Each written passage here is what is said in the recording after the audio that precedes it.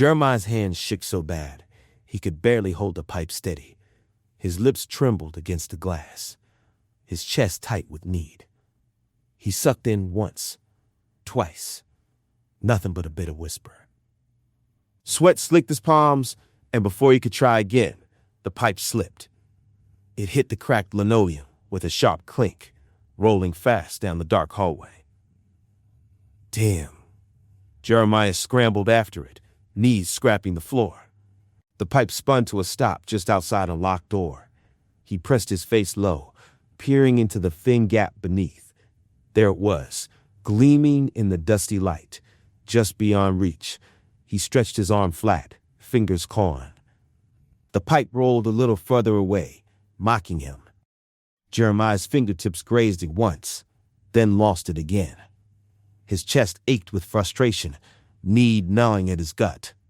He pushed harder, his cheek flat against the floor, his wrist wedged tight beneath the doorframe. Almost. A sudden fist tangled in his hair, yanking his head back so hard his vision blurred. Pain seared through his scalp, where his cornrows had once held his hair neat and tight. Now, loose, frayed, easy to grab. You think I'm playing with you? The dealer's voice dripped slow and mean in his ear. The smell of smoke and sweat clung to him, heavy as the grip on Jeremiah's head. Where my money at? Jeremiah winced, hands clawing at the grip. I'll get it, he said quickly, breath ragged. Just give me a little more time. The man leaned closer, teeth bared in a slow, careless grin. You better, he said, low and certain. Or else, I'll make sure you ain't got no fingers left to smoke with. He shoved Jeremiah forward, the doorframe catching him just enough to sting. Jeremiah slumped there, heart pounding, eyes flicking back to the pipe lying inches away on the other side of the door. Out of reach. Always out of reach. By the next afternoon, Jeremiah was back on the streets. He had showered that morning at the Peachtree Pine Shelter, just south of Midtown, scrubbing until the steam cupped through the grime of the night before. Clean skin, fresh shirt, and a splash of drugstore cologne. He knew presentation mattered. Nobody paid for somebody who looked like they'd given up. He walked Midtown, with his shoulders squared, eyes scanning. His mother's voice still rang in his ear, the last thing she said before she slammed the door on him. You steal from me again, you out for good. And he had. Cash from her purse, gone in an instant, traded for smoke and a few hours of forgetting. That's when the black Lexus slowed at the curb, windows tinted, wheels shining, a car that didn't belong to anybody on his side of town. The glass slid down. A man in a crisp suit leaned out, voice smooth, practiced. How you doing? You want to go for a ride? Jeremiah tugged at the hem of his wife beater, making sure it sat right against his chest. It depends, he said flatly. How much you paying? The man's smile spread across his face. I'll make it worth your while. I promise. Jeremiah thought of the dealer's threats from last night, of how good it would feel to have cash in his pocket again. He opened the door and slid into the cool leather seat. Sheldon, the man said, extending a hand like they were meeting at a dinner party instead of a street corner. Sheldon browed. Jeremiah just nodded. Jeremiah. The Lexus glided through Midtown traffic like it owned the streets. Jeremiah leaned back against the cool leather, his eyes darting to the dash, the steering wheel, the gold-trimmed interior. Everything in the car whispered of another life, one he'd never been invited into. Sheldon kept one hand on the wheel, the other drumming lightly against his thigh. At first, he seemed calm, practiced, like a man who had done this before and made peace with it. But Jeremiah caught the quick glances, the way he kept looking at the rearview mirror, as if he were checking to see if someone was following him. You live around here? Sheldon asked, voice smooth but careful. Jeremiah gave a short laugh. If I did, I wouldn't be standing on that corner. Sheldon smiled, but there was something behind it. Relief, maybe, that the boy could joke, or maybe guilt. He didn't press. Instead, he pulled the car into the circular drive of a hotel. Jeremiah had only seen in passing, the kind with valets in pressed uniforms and a lobby that gleamed. Jeremiah stiffened. We going in there? Not through the front. Sheldon turned the wheel, guiding them around to a side entrance. He parked, cut the engine, and sat there a moment like he was gathering himself. Then he reached into his pocket, pulled out a crisp fold of bills, and held them across the console. Aft now, he said quietly. The rest after. Fair? Jeremiah took the cash without hesitation, but his hand lingered a bit longer than it needed to. Inside the hotel room, everything spoke of quiet luxury. Soft amber lighting, linen drapes that pooled onto the floor, and a king-sized bed dressed in crisp white sheets. A decanter filled with wine sat on the nightstand beside a small vase of orchids, the kind of understated elegance meant to impress without ever feeling showy. Jeremiah stood just inside the door, taking it all in. No client had ever taken him to a place like this before. Usually, it was budget motels off the interstate, thin walls, flickering lamps, and the lingering smell of smoke that never quite washed out of the curtains. But this was different. The room was quiet in a way that felt deliberate, like it had been built for people who didn't want to be found. For a moment, he forgot who he was supposed to be, the boy who charged by the hour, the body for rent. Standing there beneath the low golden light, he felt almost seen. Important, even. Like maybe he was worth the kind of softness this room promised. Sheldon set his briefcase down on the desk, loosened his tie, and for the first time since Jeremiah got in the car, looked straight at him. Not with quick guarding glances, not with shame, with hunger and something Jeremiah couldn't name. Inside the privacy of the hotel room, Sheldon finally felt at ease. Now he could get a proper look at Jeremiah. Take your clothes off, he said in a low voice. Jeremiah began to undress, hands moving swiftly, but Sheldon held up a finger. No, slowly. Jeremiah peeled off his shirt, then his pants, and at last stepped out of his underwear in a deliberate, measured street tease. Sheldon instructed him to turn around, and Jeremiah complied.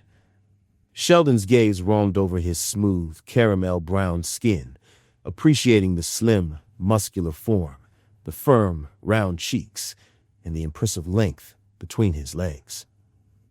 Finally, his eyes settled on Jeremiah's face, his full, pouty lips, almond-shaped eyes, thick, curly lashes, and the cornrows braided down his back.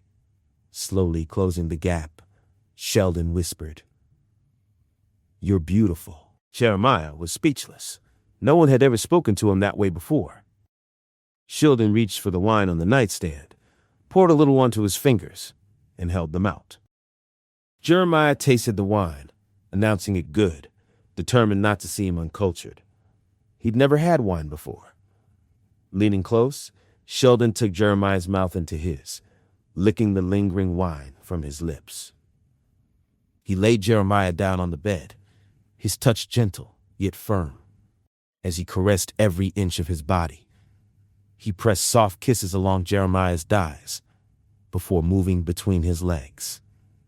He began with gentle, teasing motions, trailing his tongue over the tender head, before taking in the full length. "Turn over," he commanded, his voice thick with lust. Jeremiah complied, and Sheldon spread his cheeks as he kissed and licked him, easing his tongue inside. Jeremiah stifled moans into a pillow, careful not to alarm the other guests.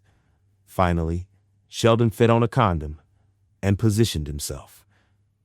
He slid in slowly, then found a steady, unhurried rhythm, that never felt too rough. Jeremiah trembled as he came, his release warm against the sheets. Sheldon collapsed on top of him, exhausted and breathing hard. Jeremiah turned to look at him, but Sheldon rolled over, suddenly uncomfortable. This was just business, he reminded himself. He didn't want Jeremiah getting the wrong idea. He grabbed a towel, wiping himself clean, and threw it to Jeremiah so he could do the same.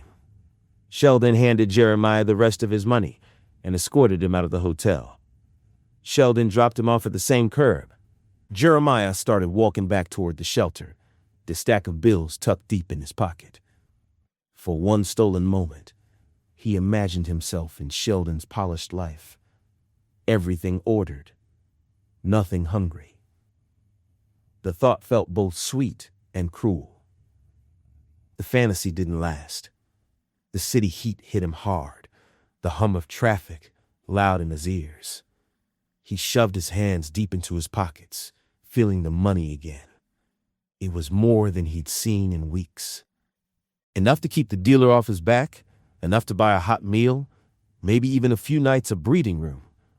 But it came with something heavier. You could still see Sheldon's face when he'd loosened his tie, the way the man's eyes had softened, not just with lust, but need. Jeremiah's stomach twisted. He told himself it didn't matter. Money was money. This was just another hustle. Still, as he walked down Peachtree Street toward the shelter, he caught himself wondering what Sheldon would be doing right now. If he went home to his wife, if he thought about Jeremiah, the way Jeremiah couldn't stop thinking about him. The city swallowed the thought quick. Horns blared. Somebody cursed loud from a passing car. Jeremiah kept moving. Bills pressed tight against his thigh, like maybe if he held him close enough, they'd keep him safe. But deep down, he knew better. Nothing about this life was safe. The Brown household was quiet, except for the clatter of dishes in the kitchen. Sheldon sat at the head of the table, the evening paper spread before him, though he hadn't read a single word.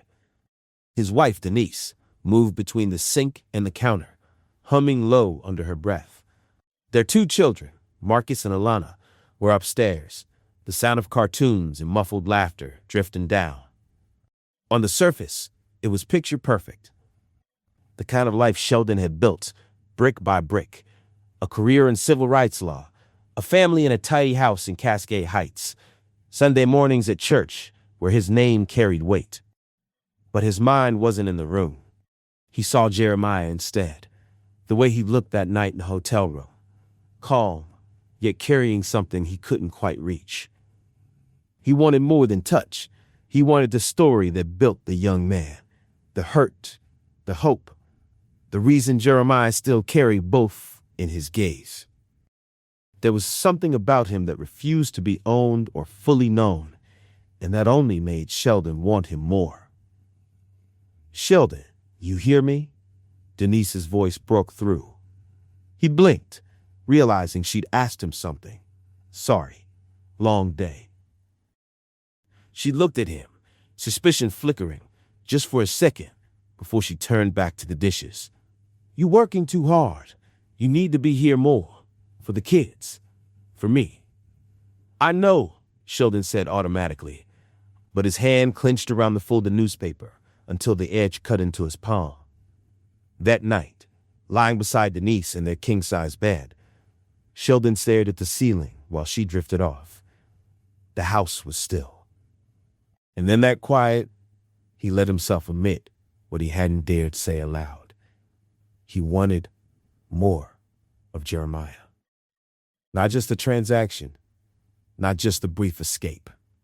More. The thought both terrified him and lit something in his chest he hadn't felt in years. Back at the shelter, Jeremiah signed his name on the clipboard, nodded at the tired volunteer, and found a spot on the worn-out sofa in the common room. The hum of voices, the shuffle of feet, the low drone of a TV in the corner. It was all background noise to him by now. Aliyah sat cross-legged on the other sofa, her hair twisted into thick braids that brushed her shoulders. She had the sharp, alert eyes of someone who never let her guard down, even when she laughed. Jeremiah had noticed her before, but tonight, she was close enough to talk. "You staying here too?" she asked, tilted her head, like she already knew the answer. "Yeah," Jeremiah said. "Been around a minute." They talked about the food, about the curfew, about the way the staff looked at you like they could tell your whole story just by looking at your shoes. Jeremiah found himself relaxing, even smiling. At some point, he leaned back, studying her. "How old are you anyway?" 19. His eyebrows rose. "For real? I thought you were my age." Alicia's mouth curved into a sly grin. "That's because you and I are the same age. Girls mature faster than boys." For the first time in days, Jeremiah laughed. A real laugh. Not the quick, hard-edged one he used on the street. It surprised him, the way it caught in his chest and broke something open. Aaliyah laughed too, the sound bright against the dull hum of the shelter. For a moment, the walls didn't press in so hard. The Lexus rolled up to the same corner a couple nights later. Jeremiah was already there, hands tucked in his pockets, pretending like he hadn't been waiting. When the tinted window slid down, that same smooth voice reached him. "You free?" Jeremiah leaned down, peering in at Sheldon. The man looked like he hadn't slept much, tie a little looser, jaw tight. "Depends," Jeremiah said. "Same deal as before?" Sheldon gave a small nod, eyes gazing nervously at the rearview mirror. "Get in?" Inside the car, Jeremiah settled back, trying not to let on how much he needed the money, needed the escape. Sheldon kept his eyes on the road as they pulled off, the silence stretching. "You got a family, right?" Jeremiah asked suddenly. Sheldon's grip on the wheel tightened. "Why you say that? You drive like a man who got somewhere to go back to." Jeremiah smirked, letting the words hang. For a moment, Sheldon didn't answer. Then, abruptly, "I do." Jeremiah turned his head, studying him. Noticed the way Sheldon's hand trembled just a little when he reached to adjust the air vents. For all the man's polish, he wasn't untouchable. He was human, vulnerable. At the hotel, Sheldon handed Jeremiah the money the same way as before, folded, discreet. But this time, when Jeremiah took it, Sheldon didn't let go right away. His eyes met Jeremiah's, lingering. "I want to see you again," Sheldon said, the words carrying more weight than they should have. Jeremiah raised an eyebrow. "Ain't that what we doing now? Not just tonight." Sheldon's voice dropped lower. "I mean regular. You and me." Jeremiah slipped the cash into his pocket, heart knocking harder than he expected.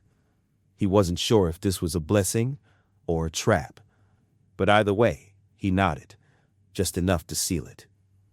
They walked into the hotel through the same side entrance, quiet as ghosts. The routine was already forming. Sheldon booked the room. Jeremiah kept a low profile. They spoke little until the door shut behind them. Inside, Sheldon loosened his tie, laid his jacket neatly over the back of a chair. Jeremiah noticed how careful he was, how everything about him seemed measured, deliberate. The kind of man who lived by rules. Jeremiah sat on the edge of the bed, watching. "You always this neat?" Sheldon chuckled, the sound short. "Habit. Courtrooms don't let you be sloppy." "Courtrooms," Jeremiah echoed, tilting his head.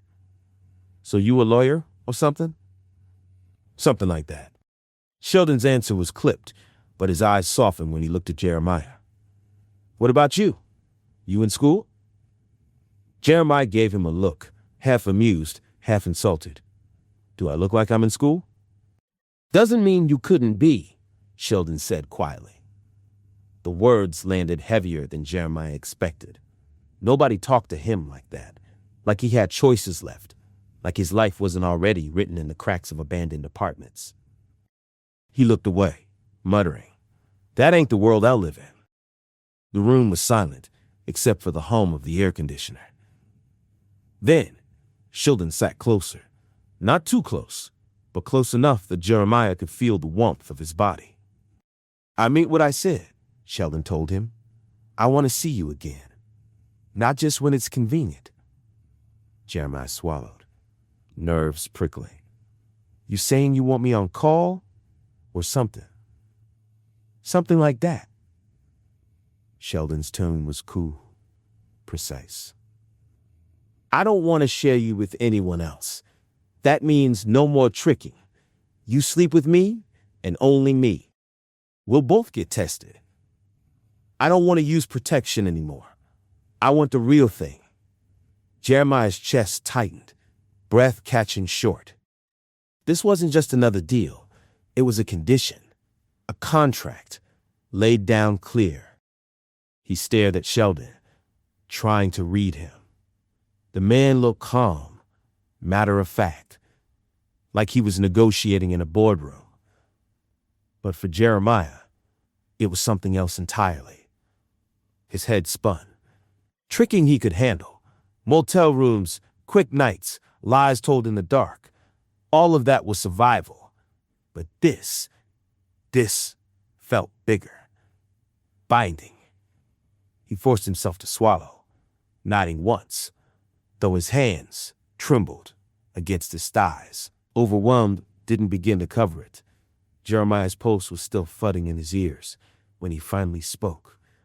"All right," he said slowly, steadying his voice. "I'll do it. No more tricks. Just you." Sheldon leaned back, the corner of his mouth curving like he'd won a court case.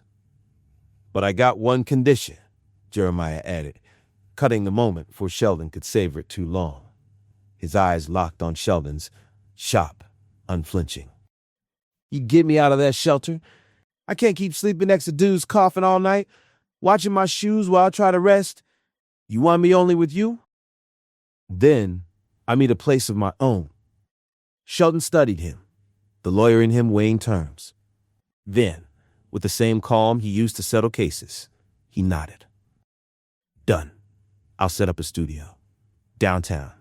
Something clean, discreet." Jeremiah exhaled, though the knot in his stomach didn't loosen. He'd gotten what he asked for, but he knew deals like this always came with strings. Strings you didn't see until he wrapped tight around your throat. Still, the thought of a bed with a door that locked, a space that was his, even if it wasn't really his, made the risk feel worth it. He nodded once. Then we got a deal. Jeremiah stuffed a few things he owned into a plastic grocery bag. A pair of jeans, 2 shirts, a toothbrush, a ragged spiral notebook with half its pages torn out. That was all he had to his name. The bunk he'd been sleeping in for weeks looked even smaller now, its thin mattress sagging in the middle, the blanket smelling of bleach. As he slung the bag over his shoulder, Aaliyah appeared in the doorway, arms crossed. "Where you going with all that?" Jeremiah hesitated, then gave a crooked smile. "Got myself a place. Somebody's looking out for me." Her eyebrows lifted. "Oh, I see. Mr. Somebody in the Lexus?" Jeremiah chuckled under his breath. "Yeah." Annie shook her head, half teasing, half serious. "Well, I guess you're moving on up to the east side." She sang it under her breath, like the old sitcom theme, then grinned. "Don't be a stranger, though." Jeremiah shifted his weight, bag hanging over his shoulder. "I was actually thinking I could use some company. You could sleep on the couch. You wouldn't have to stay here no more." And Eyal's eyes widened. "You serious?" He nodded. "Yeah." "Just one thing. When Sheldon comes through, you gotta make yourself scarce. Can't have him knowing you there. That's part of the deal." Shock and delight crossed her face in quick succession. "Boy, you wild." She laughed, shaking her head, but her eyes glowed. You really gonna let me stay? Jeremiah shrugged, trying to play it cool, though a small smile tugged at his lips. Why not? We look out for each other, right? For the first time in a long while, the idea of home didn't feel so far out of reach. The studio was modest, but well kept. Sunlight catching on new fixtures, fresh paint still gleaming on the walls. It wasn't much, but compared to the shelter's cots, it felt like stepping into another world. Nia was stretched out on the couch with a blanket, flipping through a fashion magazine. Jeremiah sat by the window, pretending to be focused on the city lights, though his mind was already someplace else. His chest itched with want. That old familiar ache. He hadn't touched in days, not since the night the dealer yanked him up by his hair, but the craving never really left. It sat in him like a shadow, waiting. Ayanna didn't know. She thought the little twitch in his hands was nerves, or maybe left over from the shelter. She teased him for pacing sometimes, but never pushed. Sheldon didn't know either. He saw a young man, clean and sharp, someone worth investing in, someone who could be molded. Only two people knew the truth. His mother, who'd thrown him out after she caught bills missing from her purse. His eyes glazed, his speech too quick. Mr. Tucker, his high school history teacher, who walked into the boys' bathroom one afternoon and found Jeremiah crouched in a stall, pipe in hand, eyes wide like a cornered animal. The shame of that moment never left him. Mr. Tucker hadn't yelled. He just looked at Jeremiah with this awful disappointment, like he'd seen the future already written. Jeremiah couldn't finish out that semester. Couldn't bear the way the man's eyes followed him in the hallways, heavy with unspoken prayers. Now, sitting in the quiet of the studio, Jeremiah pressed his palms into his knees until they shook. He had money in his pocket, thanks to Sheldon. A roof over his head, a friend sleeping just a few feet away. But none of it stopped the whisper in his body. Just one hit, just enough to take the edge off. He clenched his jaw and forced himself to stay still, staring at the city until the lights blurred. The studio had been quiet when Jeremiah slipped out, and he had knocked out on the couch with the TV humming low. He moved soft down the stairs, cash tucked tight in his pocket. Downtown at night was a different city, neon bleeding over cracked sidewalks, shadows moving quick in alleys. Jeremiah walked like he knew where he was going, even if part of him hoped nobody noticed. He found the spot, same as always. A busted corner store with bars on the windows, long closed for business, but busy in other ways. The men leaning against the wall weren't there for groceries. Jeremiah, one of them said, voice slow and slick. His regular supplier, Dre. Slim build, gold tooth flashing when he grinned. Thought you forgot about me. Jeremiah shook his head, keeping his voice steady. Ain't forgot. Just been handling some things. Dre looked him up and down, taking in the cleaner clothes, the new sneakers. Look at you. Got a little upgrade, huh? Jeremiah didn't answer. He just reached into his pocket, pulled out folded bills. Dre snatched the cash, counted quick, then slipped a small bundle into Jeremiah's hand. Careful with that, Jay, Dre said, his grin widened. This batch? Stronger than what you used to. Don't say I ain't warned you. Jeremiah nodded once, tucking the package deep into his pocket. His palms were already sweating, the craving loud in his chest. As he walked back toward the studio, the street seemed sharper, every sound too close, every shadow too deep.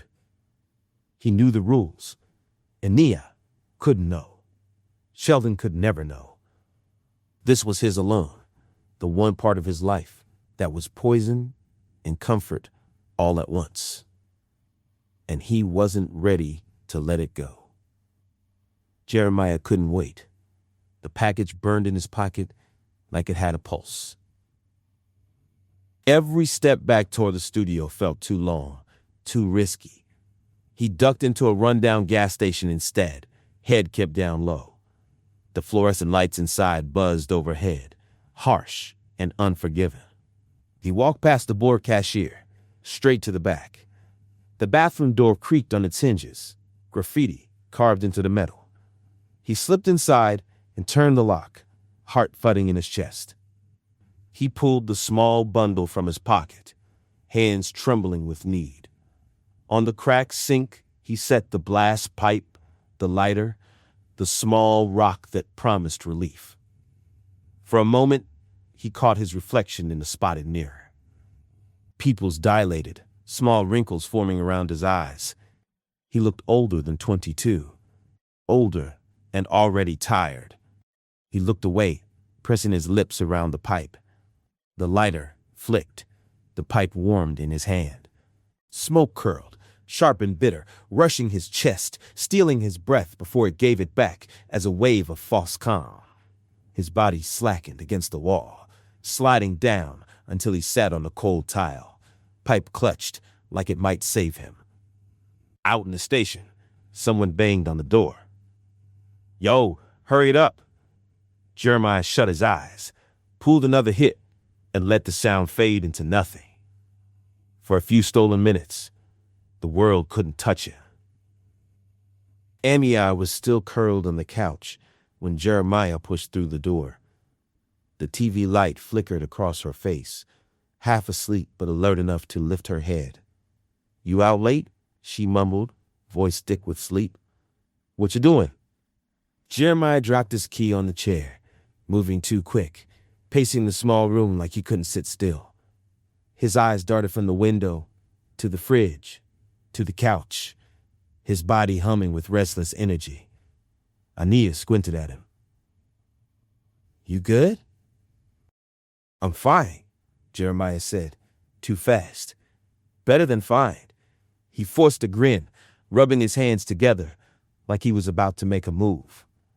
"This place, this whole setup, it's ours now. You know that? We don't gotta answer to nobody." Ania sat up straighter, watching him carefully.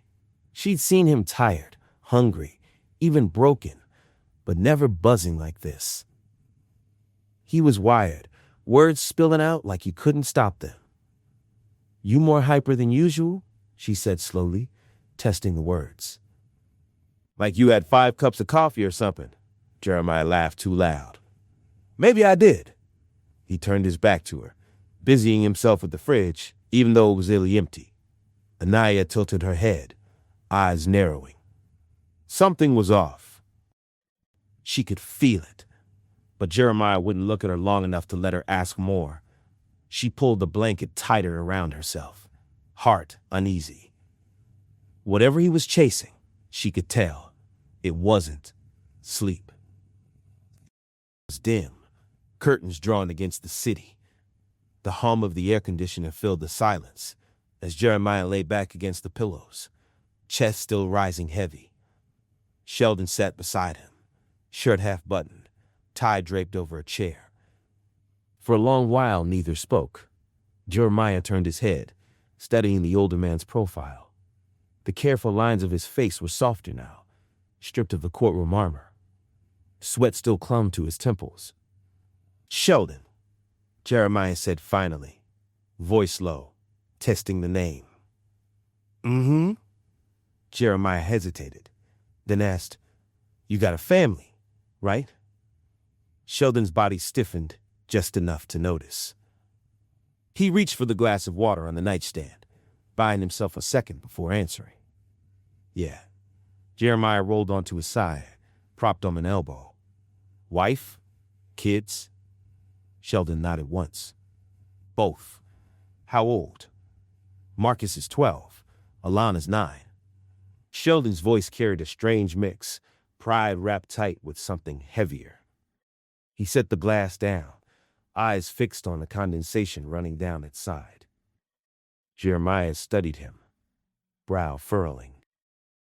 "So what? They think you do it right now." Sheldon finally met his eyes, gaze steady but unreadable. They think I'm at work, which, in a way, I am. Jeremiah gave a short laugh, dry and humorless. Work, huh? Sheldon's jaw tightened. Let's be clear. We have an arrangement. Strictly business. Understood? The reminder stung sharper than Jeremiah expected. He looked away, pressing his cheek to the cool fabric of the pillow. For a moment, the studio didn't feel like his at all. Sheldon's shoes were barely off the mat before Jeremiah could hear the car door click shut and the engine pull away. The sound left the studio suddenly too big, like someone had pulled a curtain and exposed the whole tiny room to the streetlight. Jeremiah stayed where he was, listening to the residual hush. Sheldon's cologne hung in the air, neat, expensive, a smell that belonged to courtrooms and clean shirts and Sunday mornings. Jeremiah let the memory of the night fold over him, the way Sheldon had moved, the quiet, businesslike voice. Practical, precise, not love, not even tenderness, just an arrangement. He pushed himself up and padded to the tiny bathroom, shutting the door behind him. Hot water hit his back, and for a second, the steam did what it always did. It blurred the room, softened the hard edges of things. He scrubbed at his skin like he could wash the feeling off, the hollowness of being chosen for convenience, the way Sheldon's hands had treated him like an object to be kept clean in private. The reality that he had been used by so many men pressed down on him until he could barely breathe.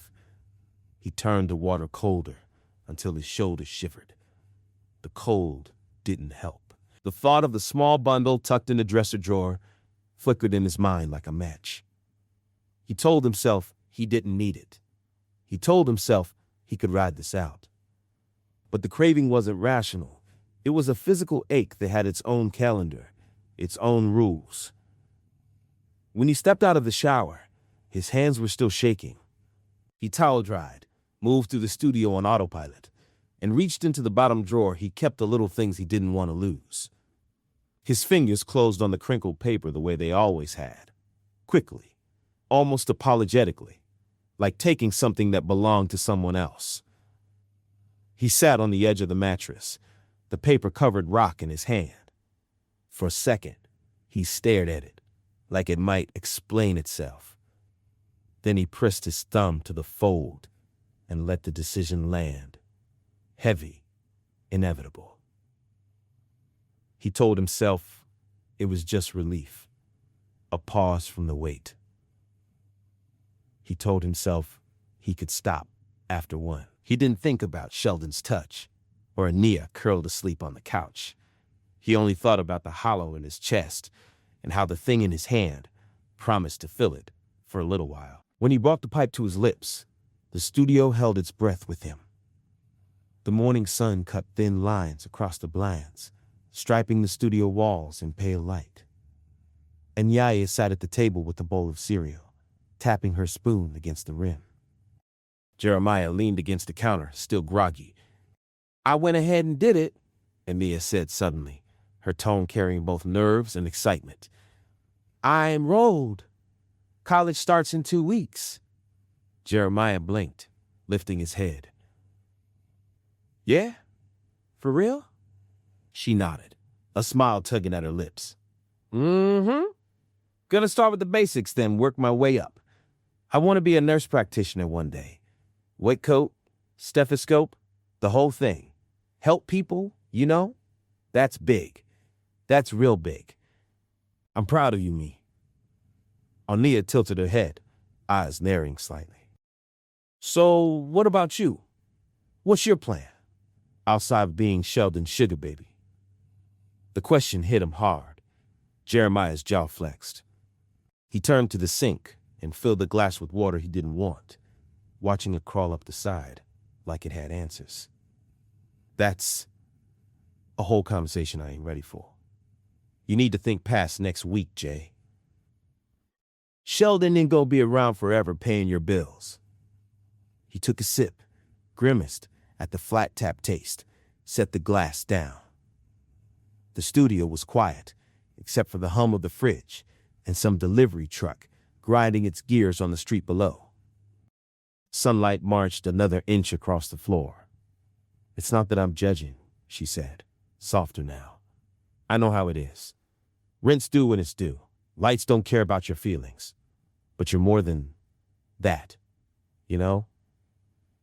He nodded once, not looking at her. On the counter, his sketchbook sat open. A page of half-done drawings, roof pitches, the ghost of a staircase, the hint of a wide front porch. He closed the book, thumb lingering at the edge. "I like houses," he said finally, voice low. "Always did. The lines, the wood, how everything fits together and holds." He rubbed the back of his neck with the towel. "But liking ain't the same as knowing how to get there." "So learn," she said. "A class, a crew that'll take you on. You don't have to know the whole road, just the next block." He huffed, something like a smile tugging at his mouth. "You make it sound easy." "No, it's not easy, but it is possible. You can draw. You got an eye. That's something." "I know. You're right. I'll look into it." Jeremiah's phone buzzed on the counter, screen lighting with a name he didn't say out loud. He glanced at it, thumb hovering. Nia watched him, like she already knew. "Let me guess. That's our benefactor?" He tried for a joke and missed it by half. "It's something like that." "All right. I know the drill. I'll make myself scarce." Abraham called Jeremiah after he left the office, instructing him to prepare for his routine visit to the studio. "Don't shower," Abraham commanded. "It takes away from your essence." Inside the studio, Abraham found Jeremiah in a pristine white robe, undoubtedly purchased with the money Sheldon had given him. Sheldon, dressed in a sharp suit, instructed Jeremiah to lie down on the bed as usual. But Jeremiah had other plans. "I want to try something different," Jeremiah said, his voice steady and sure. "I want you to relax. You've been so good to me. Let me return the favor." The gesture made Abraham uncomfortable, but he obliged, intrigued by Jeremiah's unexpected offer. Jeremiah began to undress Sheldon, slowly revealing his body piece by piece. Sheldon watched, his impatience growing. He reached out, parting Jeremiah's robe, and began to stroke him. Jeremiah pulled back, a smirk playing on his lips. "You're gonna make me come if you keep doing that," he warned. Sheldon grinned, his eyes gleaming with anticipation. "That's the plan." But Jeremiah was firm. "I told you, tonight is about you." He finished undressing Sheldon, his hands roaming over Sheldon's muscular chest, down to his abs, before wrapping them around his shaft. He kneaded and stroked him, his thumbs circling the sensitive tip. Sheldon cried out, his body tensing, but Jeremiah pulled back, his eyes locking with Sheldon's. "Not yet," he murmured. "Lay down on the bed." Jeremiah climbed on top, easing himself onto Sheldon, taking a moment to accommodate his size. Then he began to ride him, his hips moving back and forth in a sensual dance. Sheldon reached up, grabbing Jeremiah's cheeks, caressing and squeezing as their bodies moved in unison. Sheldon lifted his torso, matching Jeremiah's thrusts, their rhythm synchronized. The sound of their bodies meeting filled the room, a primal, rhythmic dance. The pressure built, their breaths coming in ragged gasps. "Oh, God! Jeremiah!" Sheldon cried out, his body trembling. Jeremiah's body shook as pleasure washed over him. He held Sheldon's gaze, and for the first time, Sheldon didn't look away. They came together, Sheldon's seed spilling into Jeremiah, their connection raw and intense. The studio was quiet, except for the rhythm of their bodies, the blinds drawn tight against the night. Sheldon breathing hard, his eyes fixed on Jeremiah's, unblinking. Jeremiah had never been looked at like that, as if every barrier had fallen away. For a fleeting moment, it felt like more than flesh. It felt like recognition, like connection. A soul pressed against his.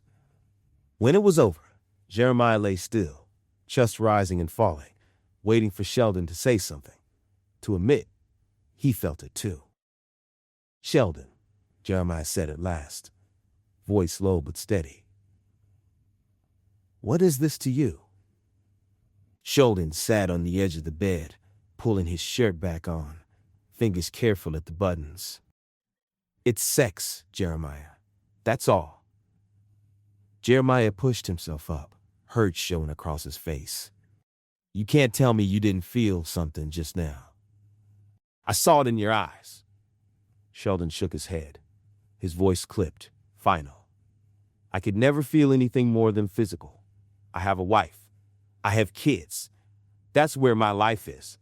That's where my love is." The words landed like stones. Jeremiah's throat tightened. "But I want more." Sheldon didn't answer. He stood, reached into his wallet, and tossed a stack of bills onto the bed. The money landed sharp against the sheets, breaking whatever fragile hope had hung in the air. Without another word, Sheldon walked out. The door shut behind him, leaving Jeremiah staring at the cash, the silence pressing in like a weight.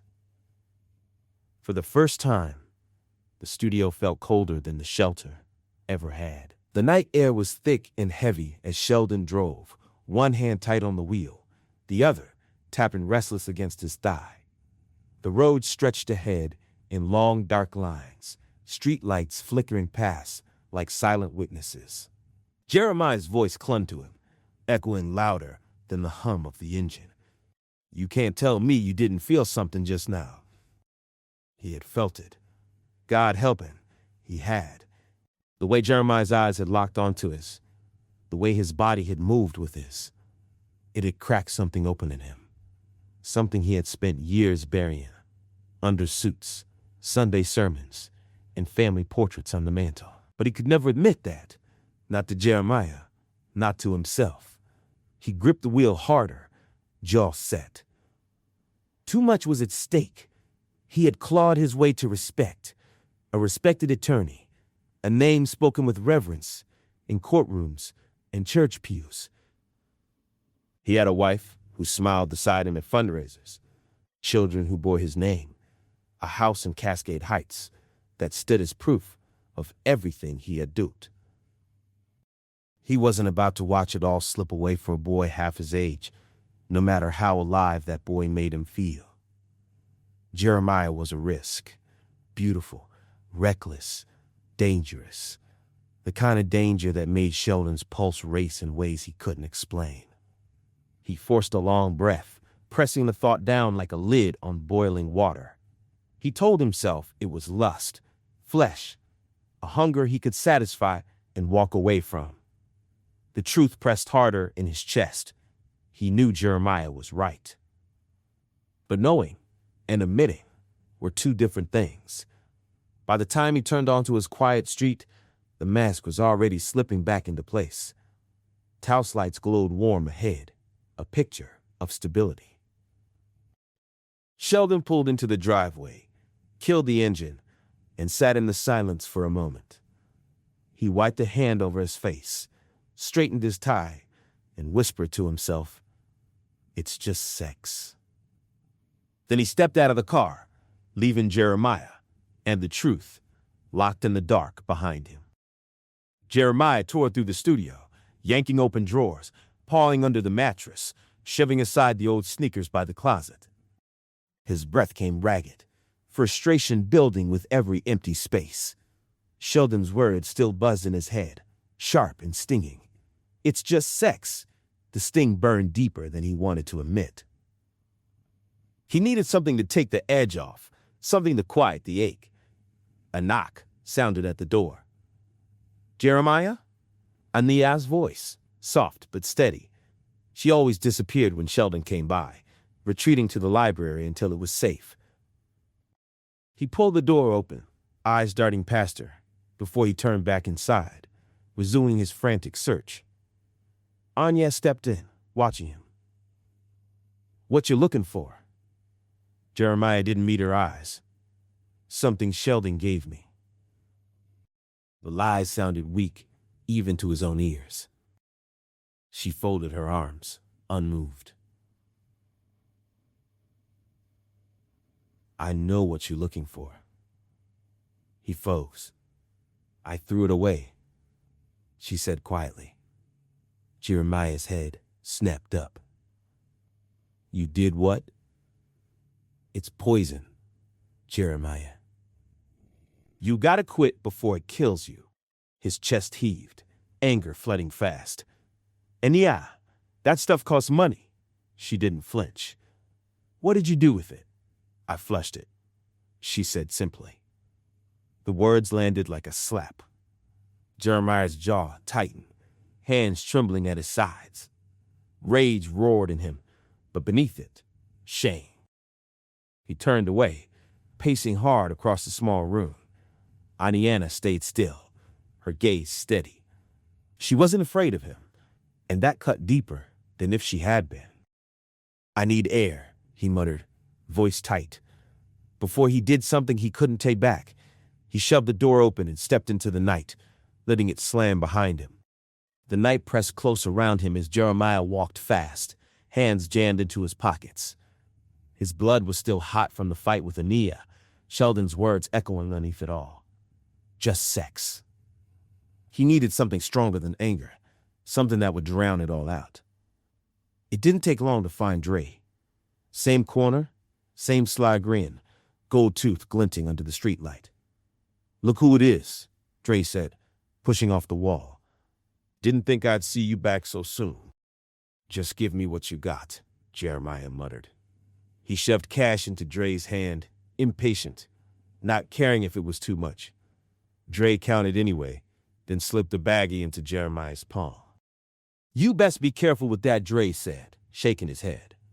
"This batch don't play." But Jeremiah was already moving, heading not for the studio, not for safety, but for the old complex he swore he'd never step foot in again. The drug den. The air inside was thick and sour, smoke hanging like a ghost over the broken furniture and peeling walls. Shadows hunched in corners, pipes glowing in the dark. A woman laughed too loud, brittle and empty. Someone coughed until it rattled the whole room. Jeremiah didn't flinch. This was what he wanted. Not silence, not comfort, but company. To be lost in the crowd of the damned. He sank onto a couch where the springs bit through the fabric, pulled out his pipe, and lit up. The rush hit fast, heat flooding his chest, sharp and sweet. Around him, voices blurred, laughter cracked like glass. For the first time since Sheldon walked out, Jeremiah didn't feel the sting. For a moment, he didn't feel anything at all.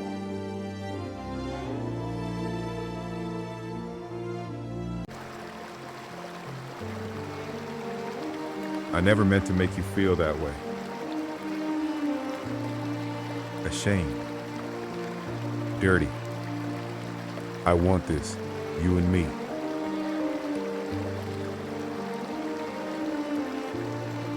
I'm sorry. 3 days had crawled by. Sheldon told himself he was too busy. Depositions, hearings, family dinners. But the truth sat heavy. He had been avoiding Jeremiah. Still, he knew sooner or later he would have to face him. Things couldn't go back to how they were. Not after that night.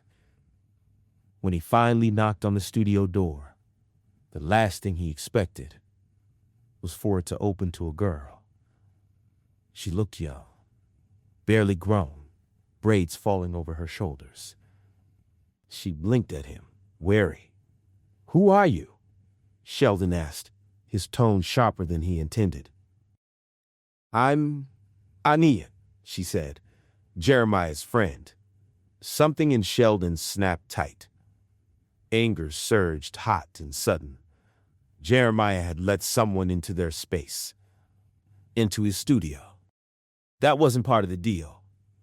This was supposed to be their secret world, untouched, unseen. Where's Jeremiah? Sheldon demanded. Iania shifted, her mouth pressing thin. I haven't seen him in 3 days. We got into a fight. Sheldon's stomach turned. About what?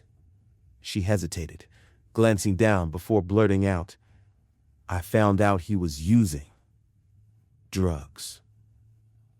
What kind of drugs? Sheldon pressed, his voice low and dangerous. Ania's shoulders sagged. Crack. The word hit him like a blow. For a moment, Sheldon just stared, disbelief twisting inside him. Not Jeremiah. Not his Jeremiah. Where is he now? He asked, almost a plea. Ania shook her head. I don't know. Sheldon looked around the studio.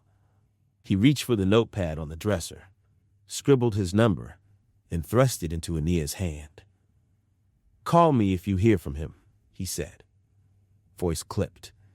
And then he was gone, rushing out the door, the weight of Jeremiah's absence pressing harder than he wanted to admit. Sheldon drove without thinking, his tie yanked loose.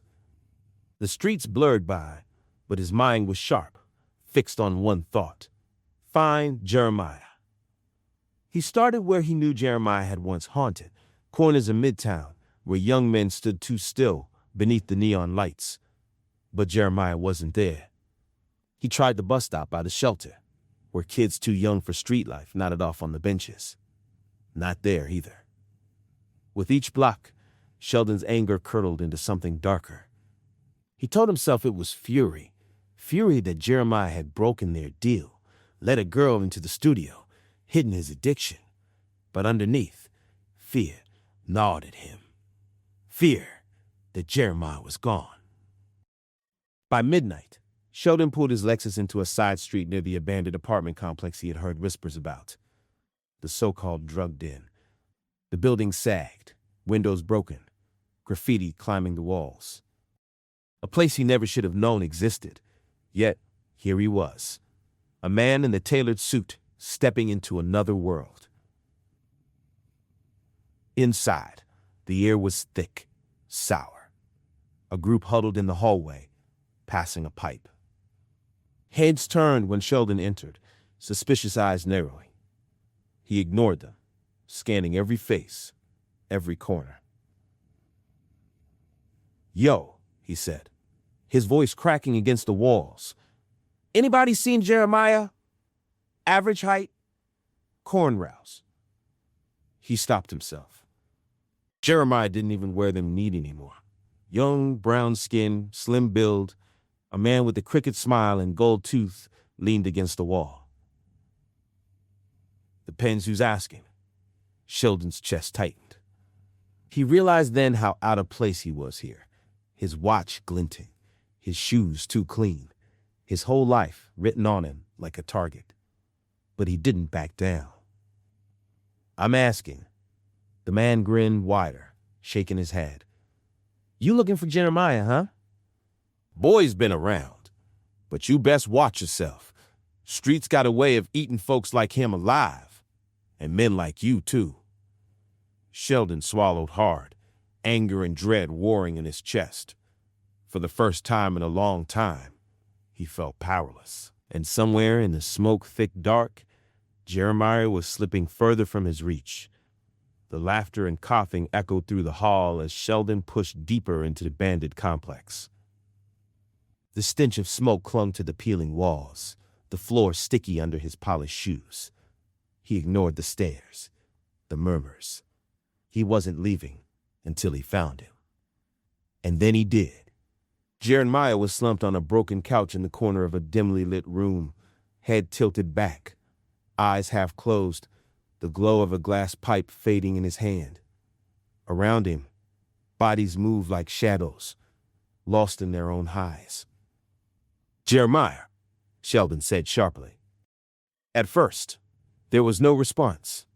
Jeremiah blinked slow, unfocused, then squinted. A grin tugged weakly at his lips.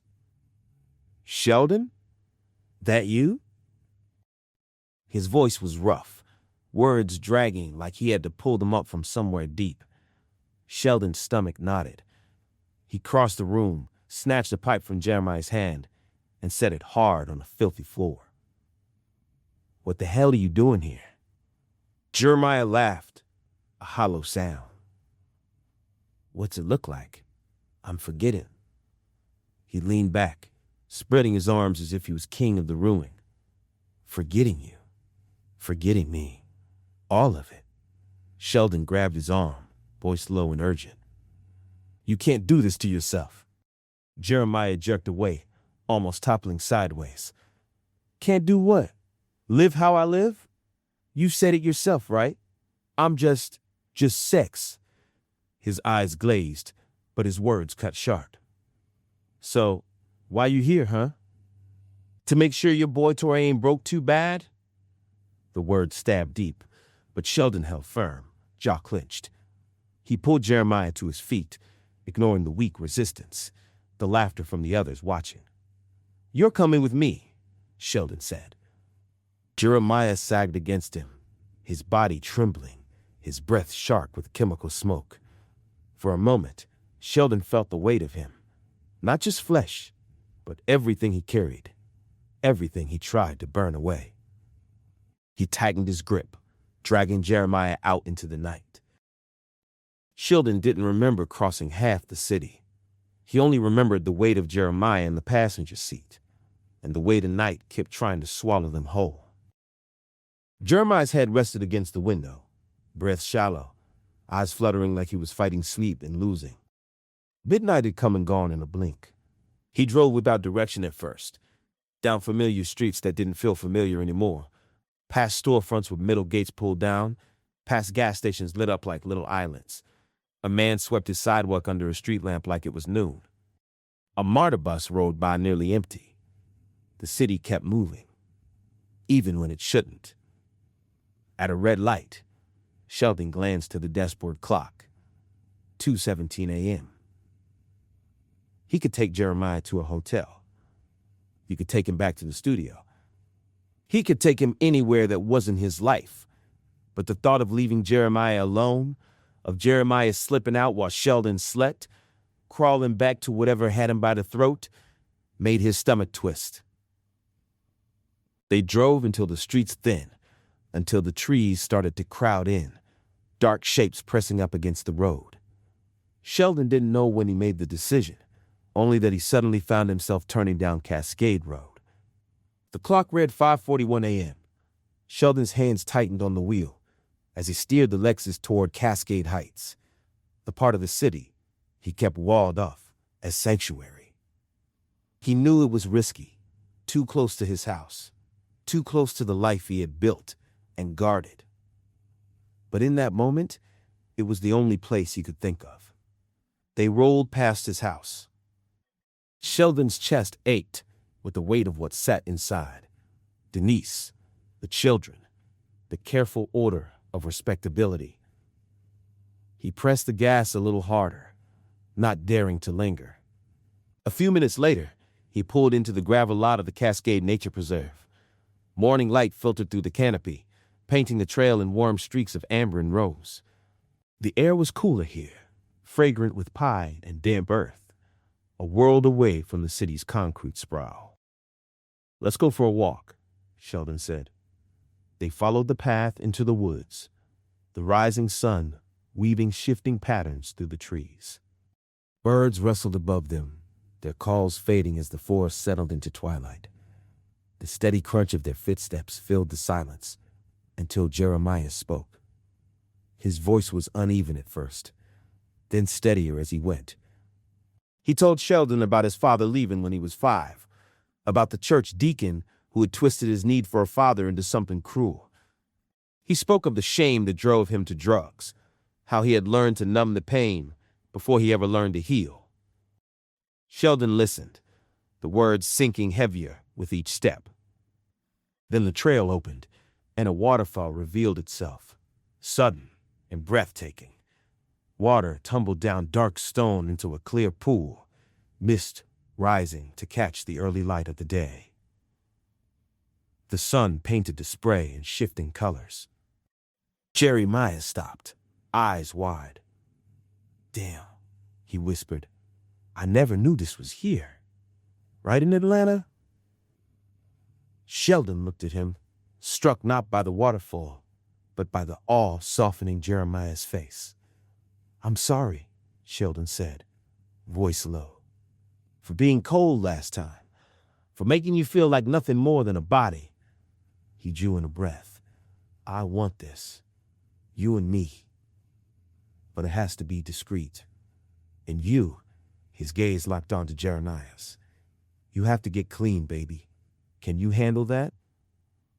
Jeremiah's eyes stayed on the water, glowing with the fire of the sun. "I don't got a choice," he murmured. The waterfall roared on, the sun's rays burning above it, as if both bore witness to the fragile promise made between them. Jeremiah pushed open the studio door, shoulders heavy, eyes lowered. Ania sat curled on the couch with a paperback open, but she looked up as soon as he stepped inside. He didn't make her wait. "I'm sorry," he said, voice rough. "For what I said? For the way I acted. You didn't deserve that." Indiana studied him for a moment, searching his face. "So what now, Jeremiah? You gonna keep running out there till it kills you?" He shook his head. "No, I'm done. I'm going to rehab." The words came out stiff, foreign on his tongue, but they carried a weight he couldn't deny. "I can't do this no more." For the first time in days, a glimmer of hope softened Ania's expression. She set the book aside and nodded, quiet. "Good. That's good, Jay." That evening, Sheldon sat at the kitchen table in Cascade Heights, papers spread before him, though his eyes didn't move across the page. For a moment, he almost didn't speak, but then he cleared his throat. "Denise, there's something I need to tell you." Denise stilled, her brow furrowing. "There's a young man I've been working with, Jeremiah." Sheldon's voice was measured, his words rehearsed. "He's a client. We're preparing a case against the police, excess force, wrongful arrest. But he's struggled. He's using. And if we want any chance of winning, he's got to get clean." Denise leaned back, arms crossed. "And this is your responsibility. Because..." Sheldon kept his gaze steady. "Because I'm his lawyer. And because if he shows up in front of the judge high, the whole case falls apart. It reflects on me, on my firm, on everything I've built." Denise exhaled, her suspicion softening into reluctant acceptance. "So, what are you going to do?"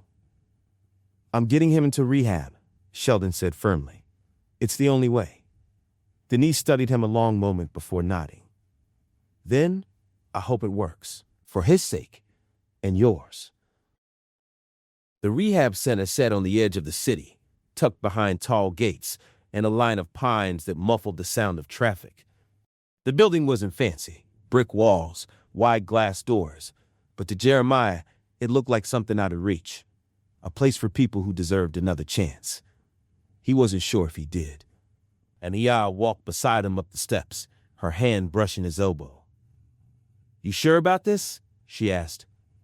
Jeremiah swallowed hard, eyes fixed on the doors ahead. "Not really, but I gotta be." Inside the lobby, a woman at the desk gave them a polite smile, her voice soft as she handed Jeremiah the intake forms. His hands trembled holding the pen, the weight of what he was signing sinking into him. He filled in his name, his age, the bare facts of who he was.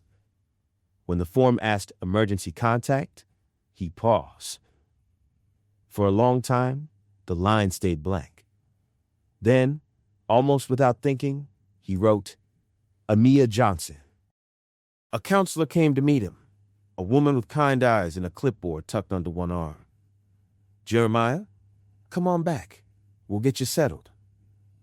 Jeremiah stood, his legs heavy. He looked back once at Ania, who gave him a nod, steady and sure. The counselor led him down a quiet hallway, past doors with names on them, the sound of faint voices drifting from a group session nearby. Each step felt like walking deeper into something he wasn't sure he could climb out of. His chest tightened with fear, but under it was something else, resolve. He thought of Sheldon's ultimatum, of Ania's faith, of the hollow nights chasing smoke until nothing mattered. Maybe this was his chance, maybe the only one he'd get. When he crossed the threshold into his new room, plain bed, plain dresser, a window looking out on the trees, Jeremiah set his bag down and sat at the edge of the mattress. His hand shook, but for the first time in a long time, the trembling wasn't from a craving. It was from the possibility of starting over. The morning Jeremiah was released, the air felt different. Clean, open, almost too bright after so many weeks of measured schedules and fluorescent halls. Sheldon was waiting outside, sharp as ever in a pressed navy suit, leaning against his car like he'd been there for hours. When Jeremiah spotted him, something in his chest loosened. Sheldon smiled, small, restrained, but real. He noticed Jeremiah's hair.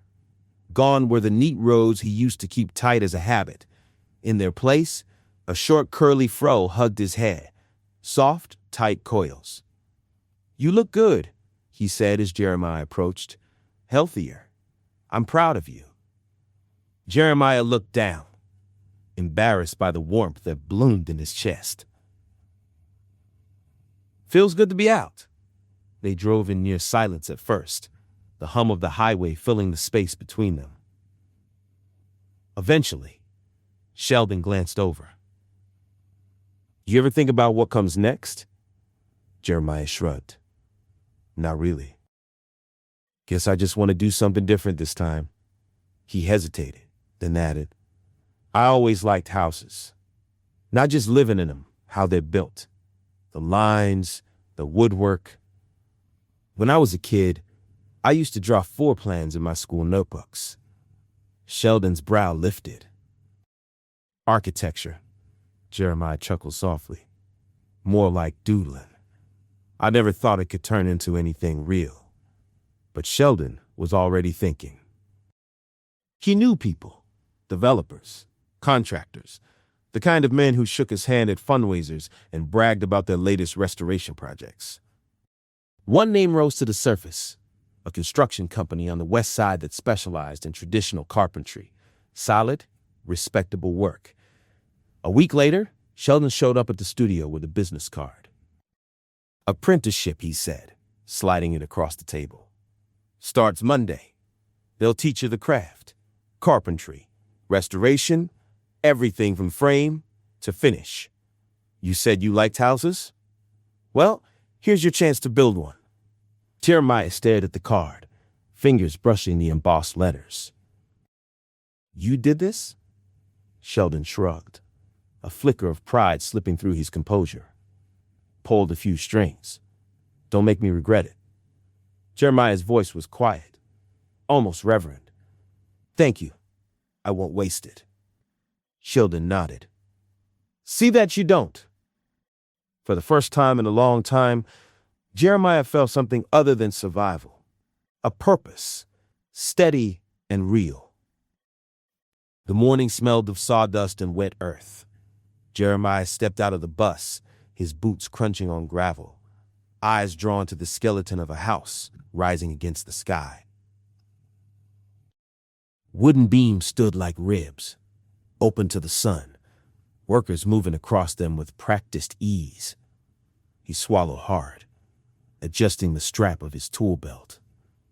His stomach fluttered, a mix of nerves and excitement he hadn't felt in years. A broad-shouldered man in a flannel shirt approached, clipboard tucked under one arm. "You must be Jeremiah." "Yes, sir," Jeremiah said quickly. The man's handshake was firm, his eyes sharp but not unkind. "Name's Russell. I run the crew." Sheldon said, "You had an interest in the trade." "Well, around here, we learn by doing. You ready for that?" Jeremiah nodded. "I'm ready." Russell led him through the site, pointing out the framework, the scaffolding, the stacks of cut lumber waiting to be placed. "This company believes in tradition," he explained. "No shortcuts. We build homes that last. If you're going to be here, you got to respect the craft." "Yes, sir," Jeremiah repeated, and meant it. They started simple, measuring boards, holding planks steady while another worker cut, carrying lumber across the site. His arms ached fast, sweat soaking through his shirt, but Jeremiah didn't complain. For once, he felt like the pain meant something. By midday, Russell handed him a chisel and showed him how to notch a joint. Jeremiah's hands trembled at first, the tool biting into the wood uneven. He gritted his teeth, tried again, adjusting his grip the way Russell showed him. This time, the cut was cleaner, straighter. Russell clapped him on the shoulder. "Not bad. You get the hang of it." Jeremiah let out a slow breath. It wasn't much, just one joint in one beam of one house, but it was his. As the sun dipped lower, the crew packed up. Jeremiah looked back at the rising frame, wood glowing gold in the evening light. For the first time in a long time, he felt grounded. His body was sore, his palms blistered, but inside, there was a spark he hadn't known in years. He was building something, and it might just be the start of building himself. Jeremiah came through the studio door still buzzing from the day. His shirt was streaked with sweat and sawdust, but his grin stretched wide. "Annie, he called. "You should have seen me out there." First cut I made was crooked, but by the end of the day, he stopped. Ania was on the couch, her eyes red, a crumpled tissue in her hand. The pride in his chest dimmed in an instant. He dropped his tool bag by the door and crossed the room. "What's wrong?" he asked, crouching in front of her. She shook her head, tried to smile, but her voice cracked. "The financial aid office called. They found out about my mama's income. I didn't put her information down because I haven't lived with her since I was 15. But they said it don't matter. They're counting it anyway." Jeremiah's stomach sank. "So what that mean?" Ania's shoulders sagged. "It means I don't qualify. No aid, no classes. I gotta drop out." Her eyes filled again, and she buried her face in her hands. "I was so close, Jay. I thought I finally had a way out." Jeremiah asked if it was possible for her to reconcile with her mother. She swallowed, looking out the window. "I left because my mama's husband was touching on me. I told her, and she ain't believe me." She drew a shaky breath. "When we were at the shelter, you never asked why I was there, and I didn't ask you either." Felt like a line we didn't cross unless somebody offered. Amia didn't know how much Jeremiah's story paralleled her own. Jeremiah sat beside her, wrapping an arm around her shoulders. "Hey, listen to me."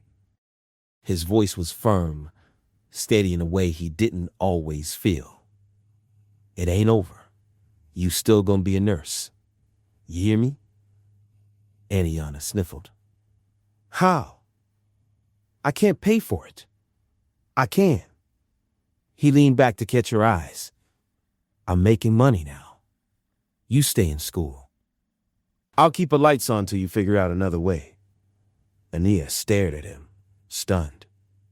"You'd really do that?" Jeremiah gave a half smile, tired but certain.